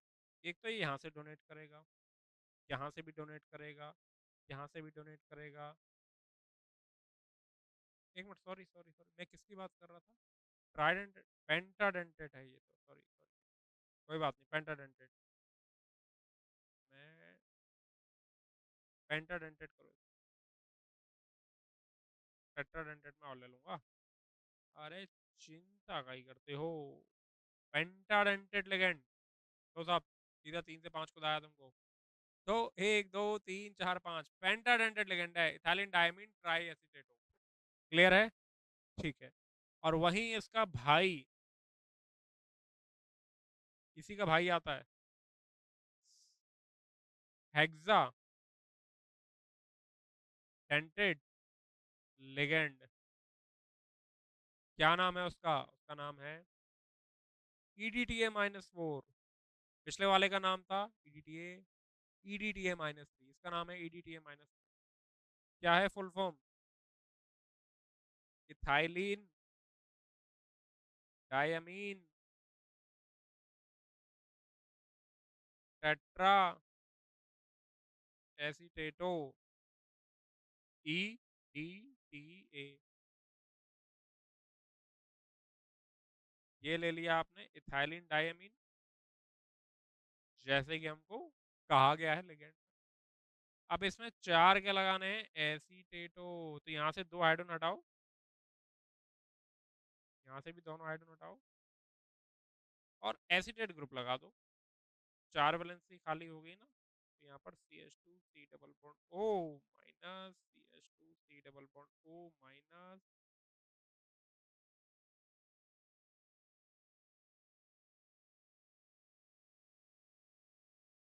ऐसे। अब डोनर एटम कौन कौन? ये ऑक्सीजन, ये ऑक्सीजन, ये नाइट्रोजन, ये नाइट्रोजन, ये ऑक्सीजन, ये ऑक्सीजन। बोलो एग्री? एग्री। तो एक वो टेट्राडेंटेड लिगेंड का एग्जांपल रह गया था, मैं उसको भी कर लेता हूँ। टेट्राडेंटेड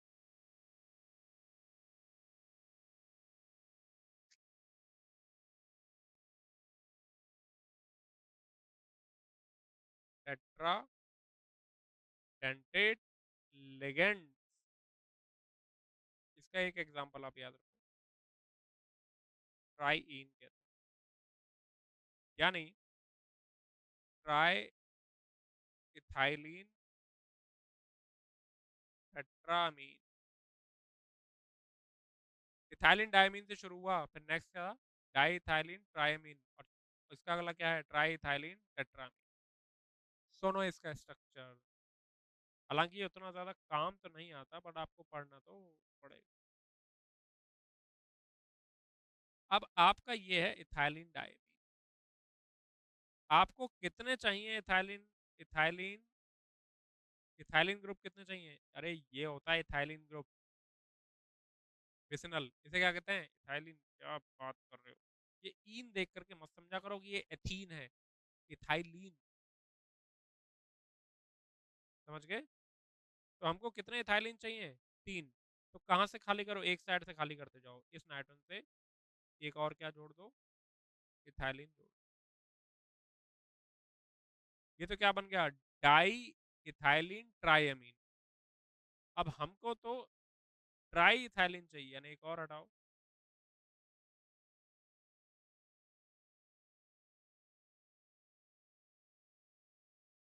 अब देखो कितने हैं, 1 2 3, एक तो डोनर आइटम कितने हो गए जरा ध्यान दो, 1 2 3 4 हो गए, टेट्राडेंटेड लिगेंड हो गया। तो इस तरीके से हमने ये डेंटिसिटी पढ़ ली। चलिए आगे बढ़े। अब नेक्स्ट मैं बात कर लेता हूँ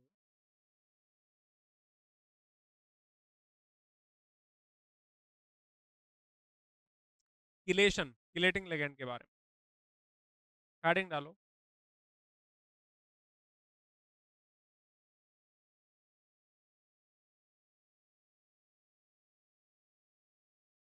chelating ligand and chelation.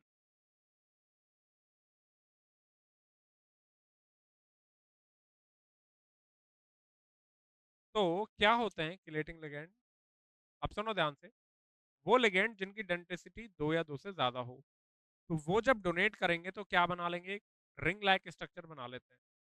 For example, जैसे कि सेंट्रल मेटल एटम है और इसमें आप सबसे बाइडेंटेड लिगेंड आपने अभी अभी पढ़ा, ये वाला, तो जब ये डोनेट करेगा तो क्या बना लेगा, एक रिंग लाइक स्ट्रक्चर। तो कितने मेंबर रिंग बन गई, 1 2 3 4 5, 5 मेंबर रिंग बन गई कि नहीं बन गई। तो ऐसे लिगेंड बाइडेंटेड या उसके ऊपर यानी पॉलीडेंटेड लिगेंड जब कोऑर्डिनेट बॉन्ड बनाते हैं सेंट्रल मेटल एटम के साथ, तो एक रिंग लाइक स्ट्रक्चर बन जाता है। इसे हम, इस रिंग को हम क्या कहते हैं, कीलेटिंग रिंग कहते हैं। इसे हम क्या कहते हैं, कीलेटिंग रिंग। और इस तरीके के लिगेंड को क्या कहते हैं हम, कीलेटिंग लिगेंड कहते हैं। और ये जो फिनोमेना है ये क्या कहलाता है, कीलेशन कहलाता है। अब बात ये है कि जो कीलेटिंग रिंग है, ये जो कीलेटिंग लिगेंड्स हैं ये बहुत ही इफेक्टिव होते हैं। इनका ये जो कॉम्प्लेक्स बनाते हैं कीलेटिंग, ये काफी स्टेबल कॉम्प्लेक्स बनाते हैं, ठीक है। इस वजह से क्या कर रहा हूँ, वापस से सुनो, किलेटिंग लिगेंड यानी ये जो किलेटिंग रिंग है ये काफी स्टेबल होती है। क्यों होती है, बात करते हैं। अब डेफिनेशन लिखते हैं इसकी। तो मैंने आपको बता दिया ये किलेटिंग रिंग होती है, ये किलेटिंग लिगेंड्स कहलाते हैं। तो यहाँ पर ये जो ईएन है, इथाइलिन डायमीन, क्या कहलाएगा, एक किलेटिंग लिगेंड कहलाएगा, ठीक है। सिस्टमैटिकली अब हम डेफिनेशन पढ़ते हैं, देखते हैं। देखो,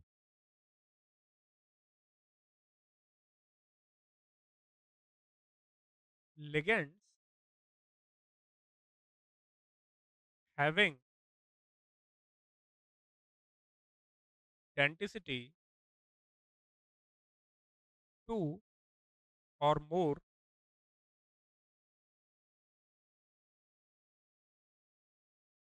form ring structure, ring like structure, ring like क्या रिंग ही होती है, when they donate या when they form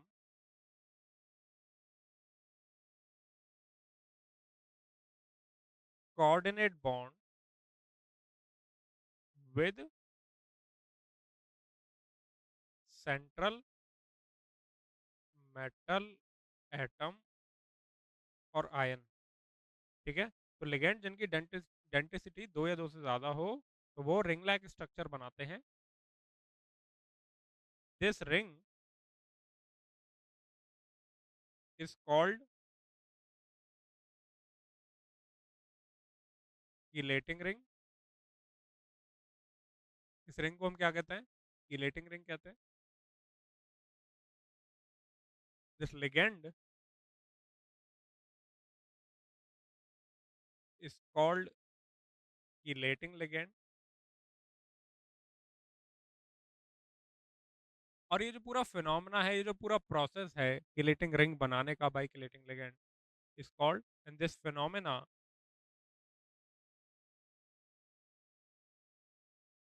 is called chelation. Okay, चाहे आपका बाइडेंटेड लिगेंड हो, चाहे आपका ट्राइडेंटेड लिगेंड हो, टेट्राडेंटेड हो, पेंटाडेंटेड हो, हेक्साडेंटेड हो, ये जितने भी पॉलीडेंटेड लिगेंड्स हैं वो सब कीलेटिंग लिगेंड। ठीक है, अब आपको कुछ फीचर्स जान लेने चाहिए। फीचर्स ऑफ कीलेशन, सुनो ध्यान।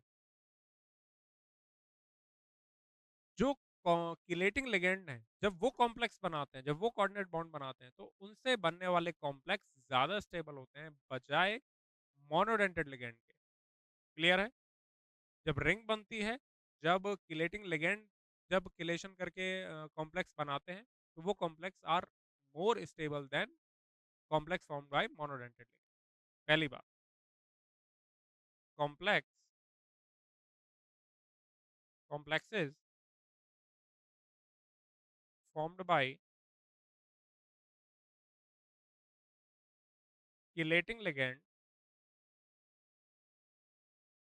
are more stable than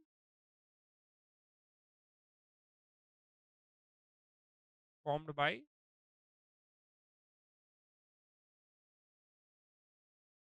monodentate।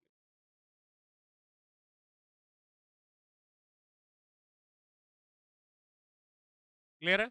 ठीक है, ये बात ध्यान रखो आप। दूसरा, अरे आप इसका ऐसा लॉजिक समझ लो, मोनोडेंटेड लिगेंड और एक बाइडेंटेड लिगेंड, तो पर लिगेंड की अगर आप बात करोगे तो दो कोऑर्डिनेट बॉन्ड बना रहा है, ज्यादा एनर्जी रिलीज करेगा। ठीक है, और ये जो रिंग बनती है काफी स्टेबल होती है।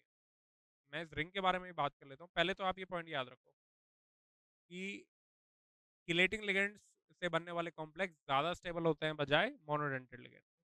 सेकंड पॉइंट, 5 और 6 मेंबर्ड या 4 भी चल जाएगा, 4 5 6 मेंबर्ड, 4 भी उतना भी नहीं, रुको, 5 और 6 membered chelating ring are most stable. ठीक है, आर मोर स्टेबल, और खासकर से स्पेशली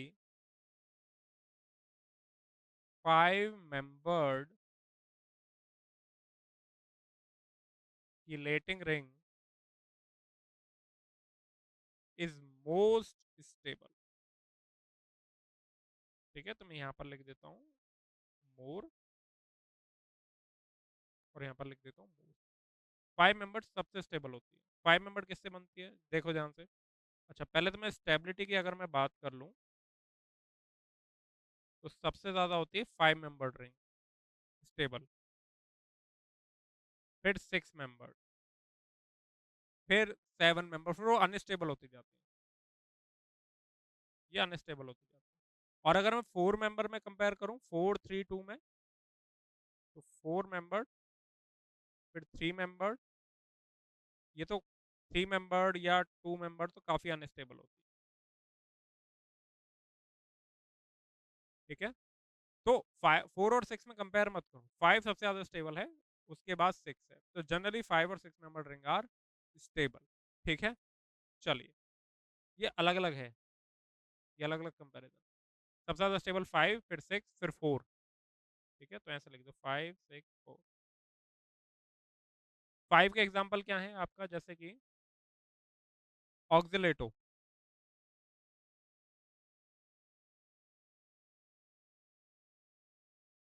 जब ये कोऑर्डिनेट बॉन्ड बना रहा है तो देखो ना, 1 2 3 4 5, 5 मेंबर रिंग बन गई ना। अरे इनको नहीं गिनना, पीछे वालों को ध्यान दो, मैं हाईलाइटर है क्या, अरे भगवान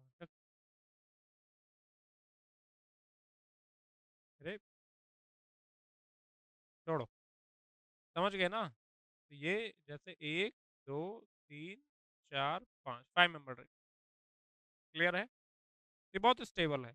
ऐसे ही जैसे कि आपका ethylene diamine, NH2 NH2 CH2 CH2, तो कितने मेंबर रिंग है, 1 2 3 4 5, 5 मेंबर रिंग।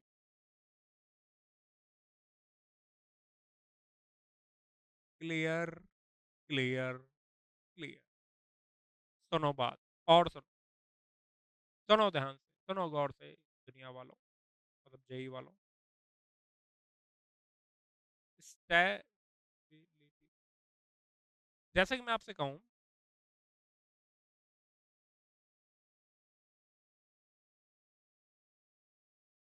Fe3+2,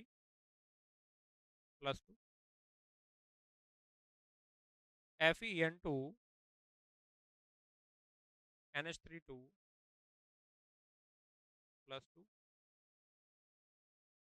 Fen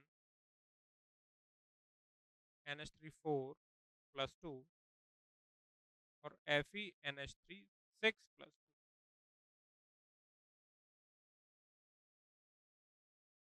क्या देखे आप, इथाइलिन डायमीन बाइडेंटेड लिगेंड है, 5 मेंबर्ड की 3 रिंग बनाएगा। कितनी रिंग बनाएगा, 3।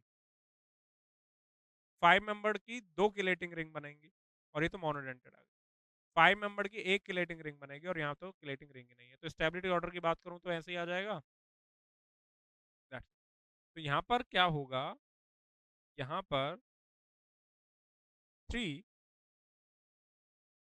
5 मेंबर्ड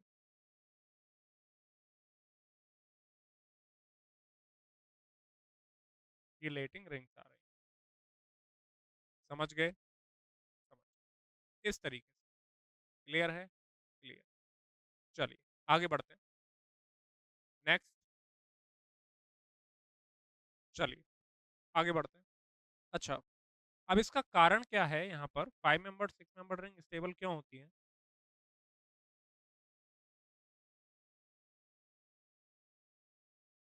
वाई 5 6 मेंबर्ड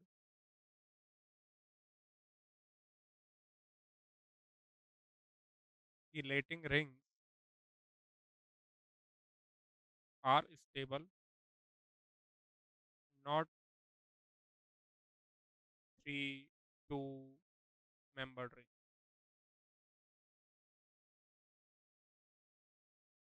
इसका सिंपल सा रीजन है, due to less angle strain in 5 और 6 membered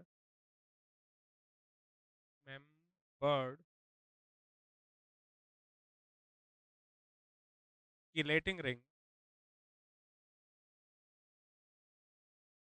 then 3 or 2 membered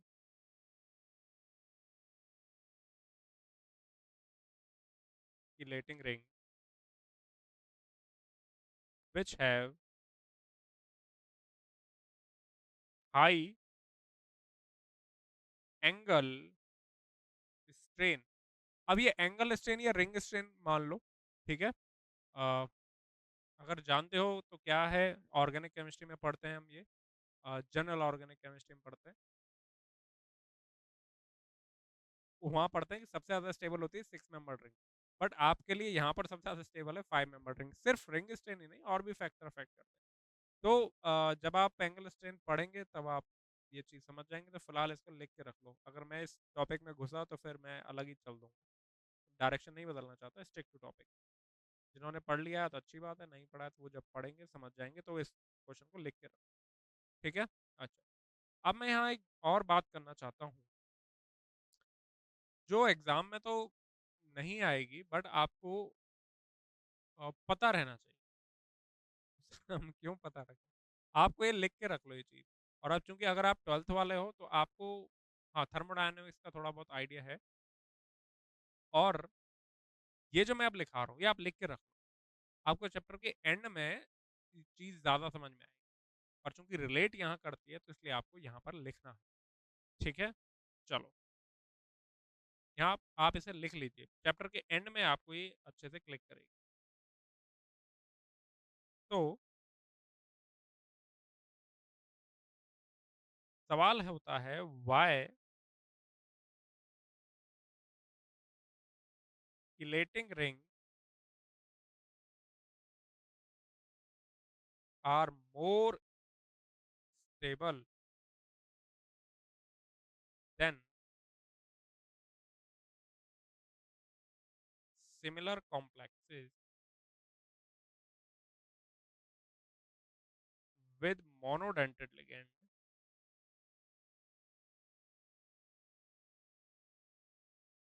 ठीक है। क्यों होती है, अब इसका रीजन आपको आपकी कॉपी में लिखे रहना चाहिए। जितना यहाँ समझ में आ जाए अच्छी बात है, वरना चैप्टर एंड होते होते आपको ये चीजें ज्यादा अच्छे से क्लिक कर जाएंगी।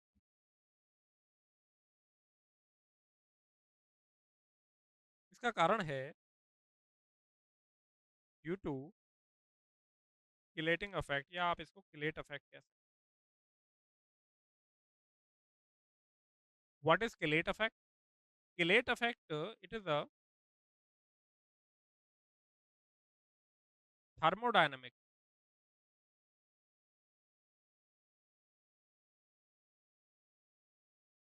phenomena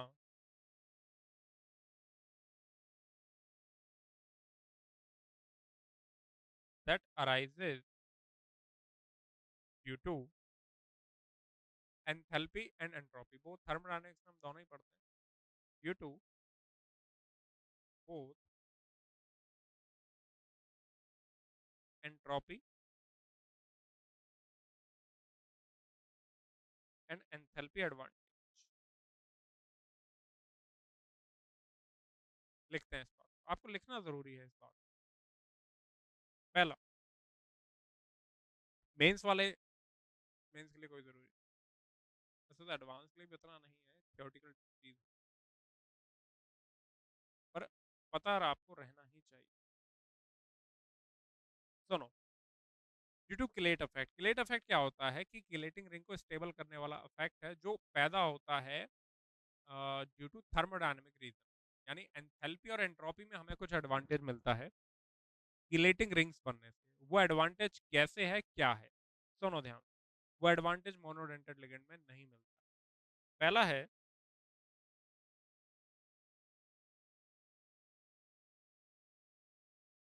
एंट्रोपी इफेक्ट या एंट्रोपी एडवांटेज, ये मेन रीजन है,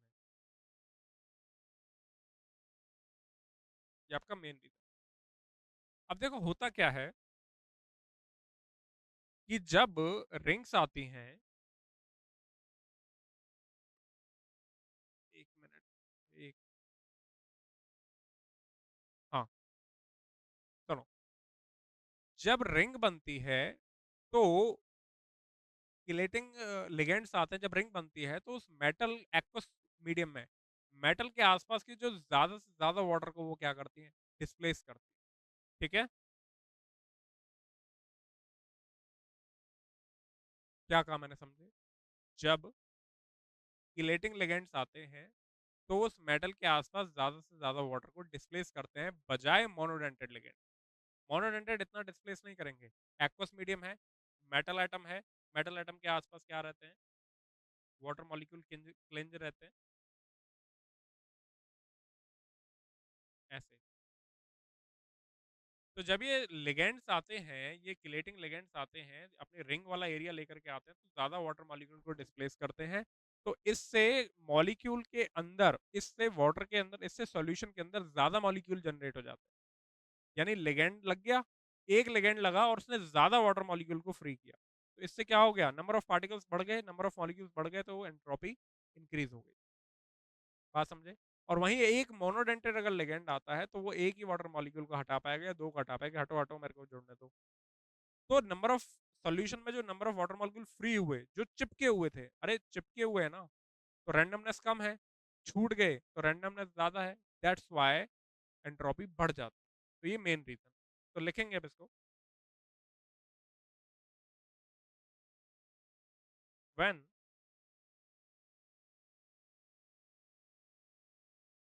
polydentate ligand find a metal ion, it displace multiple water then monodentate ligand.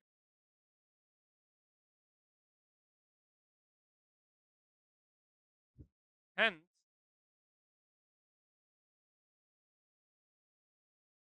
also it displays monodentate ligand। ऐसा नहीं है कि ये monodentate ligand को भी डिस्प्लेस कर सकता है।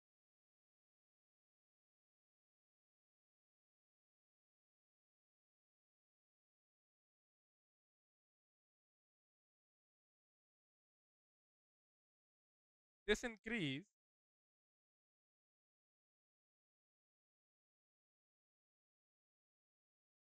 the number of particles, यानी वाटर मॉलिक्यूल या मोनोडेंटेट लिगेंड जो भी वहां से छूटे हैं, ligand plus water in solution.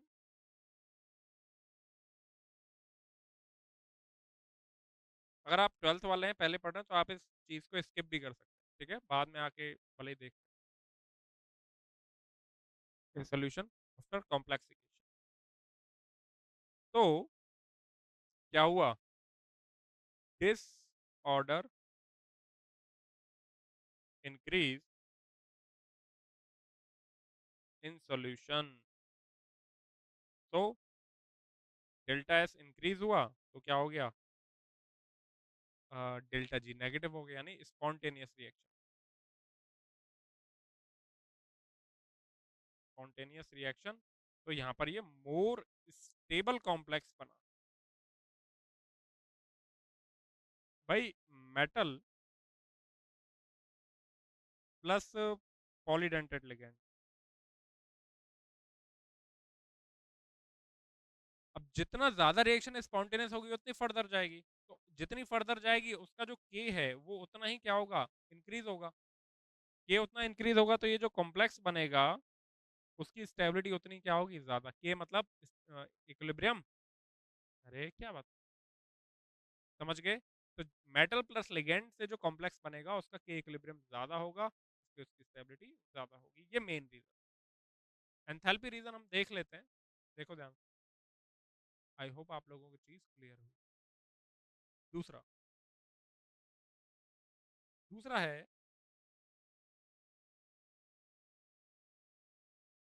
Enthalpy effect. लिखो, फिर मैं समझाता हूँ। Chelating ligands form multiple coordinate bond.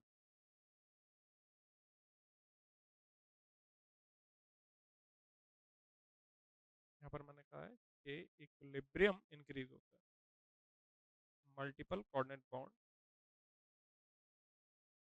In a single ligand unit. लिखो, समझाता हूँ फिर।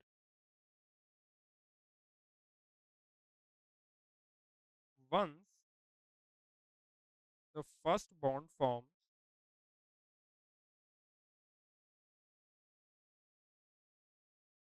the other donor atoms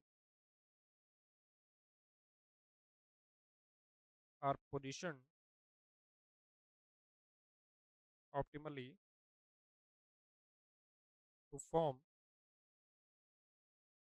further bond, leading to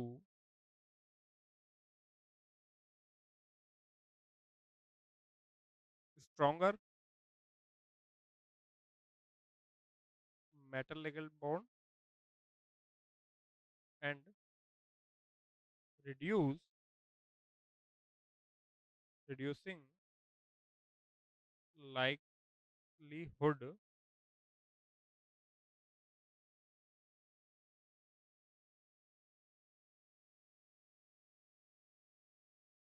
of ligand dissociation। सुनो भाई, ये भाई साहब आए, अभी अपने साथ दूसरा भी ला, अरे एक मिनट, क्या मैं फालतू के हाथों से हवाबाजी कर रहा हूँ। सुनो भाई, NH2 आ गया, जैसे ही पहला NH2 जुड़ा, अगला बॉन्ड बनने की जो ऑप्टिमैलिटी थी वो तैयार हो गई, पोजीशन पे खड़ा हो गया कि अब अगला बॉन्ड तो यही बनाएगा। नेपोटिज्म हो गया, पापा आ गए, बेटा भी आएगा। समझ गए? इससे क्या होता है कि ये एक लिगेंड अब दो साइड से जुड़ गया, अब इसकी छूटने की एबिलिटी कम हो गई, यानी रिएक्शन की रिवर्स जाने की जो प्रोबेबिलिटी है वो अब कम हो जाती है। देखो मेटल प्लस लिगेंड क्या बन गया है? कॉम्प्लेक्स। अब रिवर्स भी तो जा सकता है। अगर मोनोडेंटेड लिगेंड है तो चांसेस हैं कि भैया वो आ रहा है तो वो छूट भी सकता है, लेकिन बाइडेंटेड लिगेंड है, एक ही लिगेंड दो बॉन्ड बना रहा है, तीन बॉन्ड बना रहा है, चार बॉन्ड बना रहा है, तो उस लिगेंड के छूटने के चांस कम है, क्योंकि एक साथ दो बॉन्ड टूट जाए, तीन बॉन्ड टूट जाए, चार बॉन्ड टूट जाए एक साथ, तो ऐसा नहीं। लिगेंड की रिएक्शन के वापस जाने की जो एबिलिटी है वो कम हो जाती है, तो इस तरीके से इसका के क्या रहता है, के इक्विलिब्रियम हाई रहता है। समझ गए? ठीक, दैट्स इट। तो बस ये आपको पता रहना चाहिए, और कुछ क्लियर है? ओके, तो हमने यहाँ पर पॉलीडेंटेड लिगेंड्स पढ़ लिए। अब मैं यहाँ पर बात कर लेता हूँ एम्बीडेंटेड लिगेंड्स। तो हेडिंग डालो,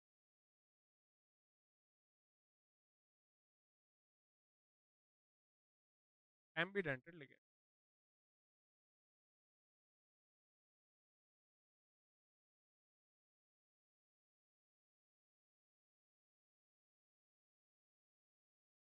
एम्बी मतलब दोनों तरफ, दोनों, दो चीज। जैसे एम्फीबियंस होते हैं ना, जो पानी में और क्या कहते हैं, जमीन पे रह लेते हैं, एम्फीबियंस जैसे कछुआ। ऐसी एम्बीडेंटेड लिगेंड्स क्या होते हैं? ऐसे मोनोडेंटेड लिगेंड, ध्यान रखिए ये हमेशा क्या होते हैं? मोनोडेंटेड होते हैं। Monodentate ligand which have two donor atoms but at a time only one donor atom donate lone pair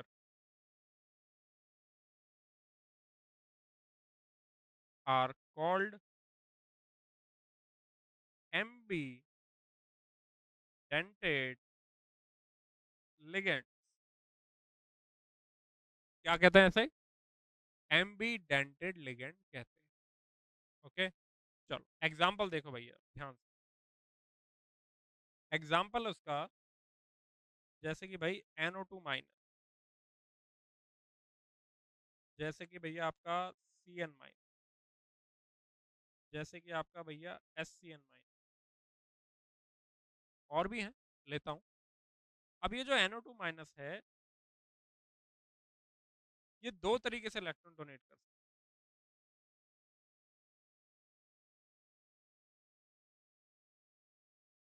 एक तो इसका लॉन पेयर किसके पास है, नाइट्रोजन के पास है, ये यहाँ से डोनेट कर दे।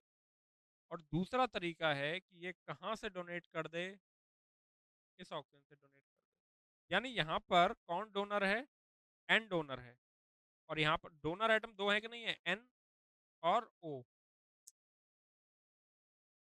Nitrogen and oxygen. लेकिन एक बार में एक ही बॉन्ड बनाएगा, या तो वो ऐसे बॉन्ड बना रहा होगा या ऐसे बॉन्ड बना रहा होगा, तो इसे हम कहते हैं एम्बिडेंटेड लिगेंड। इसे हम कहते हैं नाइट्रीटो एन, इसका नाम है, और इसका नाम है नाइट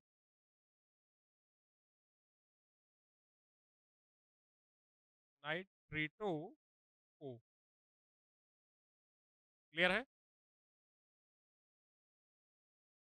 पहले ये तो हो गया मॉडर्न, पहले इसका नाम क्या चलता था, पहले इसका नाम होता था नाइट्रो, और इसका नाम होता था नाइट्रीटो, हो गया ओल्ड नेम। आजकल क्या चलता है, नाइट्रीटो एन एंड नाइट्रीटो ओ। और देखो भैया, सी एन माइन, दो तरीके से हो सकता है ये, या तो डोनेट करे कार्बन, या डोनेट करे कौन, नाइट्रोजन। एक,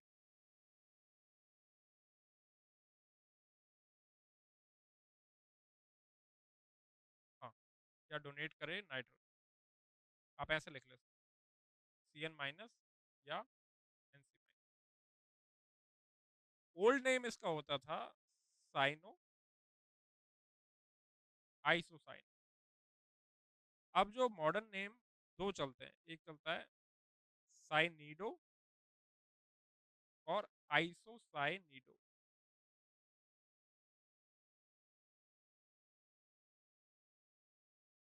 आइसोसाइनिडो, या फिर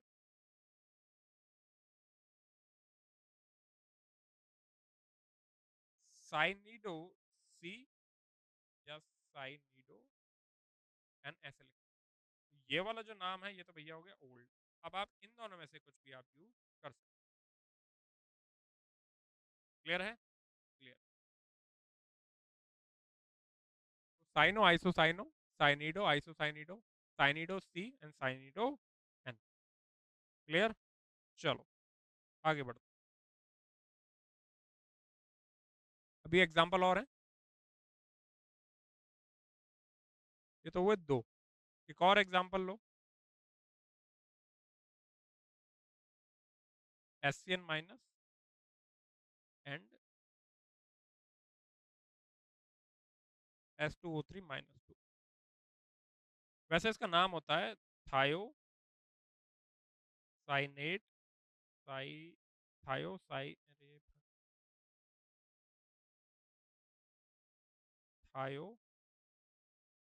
साइनेट आयन। अब एज अ लिगेंड, या तो ये सल्फर डोनेट करता है, या फिर ये नाइट्रोजन डोनेट करता है। तो पहले या अब भी इसे हम कहते थे थायो साइनेटो, और इसे हम आइसो थायो साइनेट। और अब मॉडर्न में इसको हम क्या कह सकते हैं,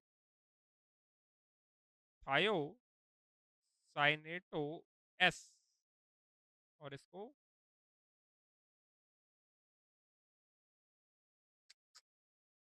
टी एच वाई लगाओ, आई क्यों लगा रहा हूँ, Y Y Y, T H Y, T H Y थायो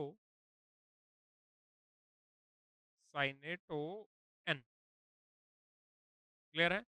इस तरीके से थायोसाइनेट आयन का हो गया थायोसाइनेटो एस, थायोसाइनेटो एन। इसका क्या नाम है, ये आपका हाइपो सोल्यूशन, थायोसल्फेट आयन कहते हैं इसको।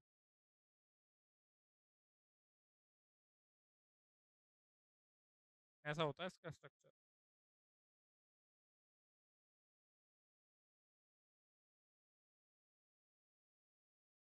और रेजोनेंस स्ट्रक्चर आप बनाओगे तो आप ऐसा भी बना,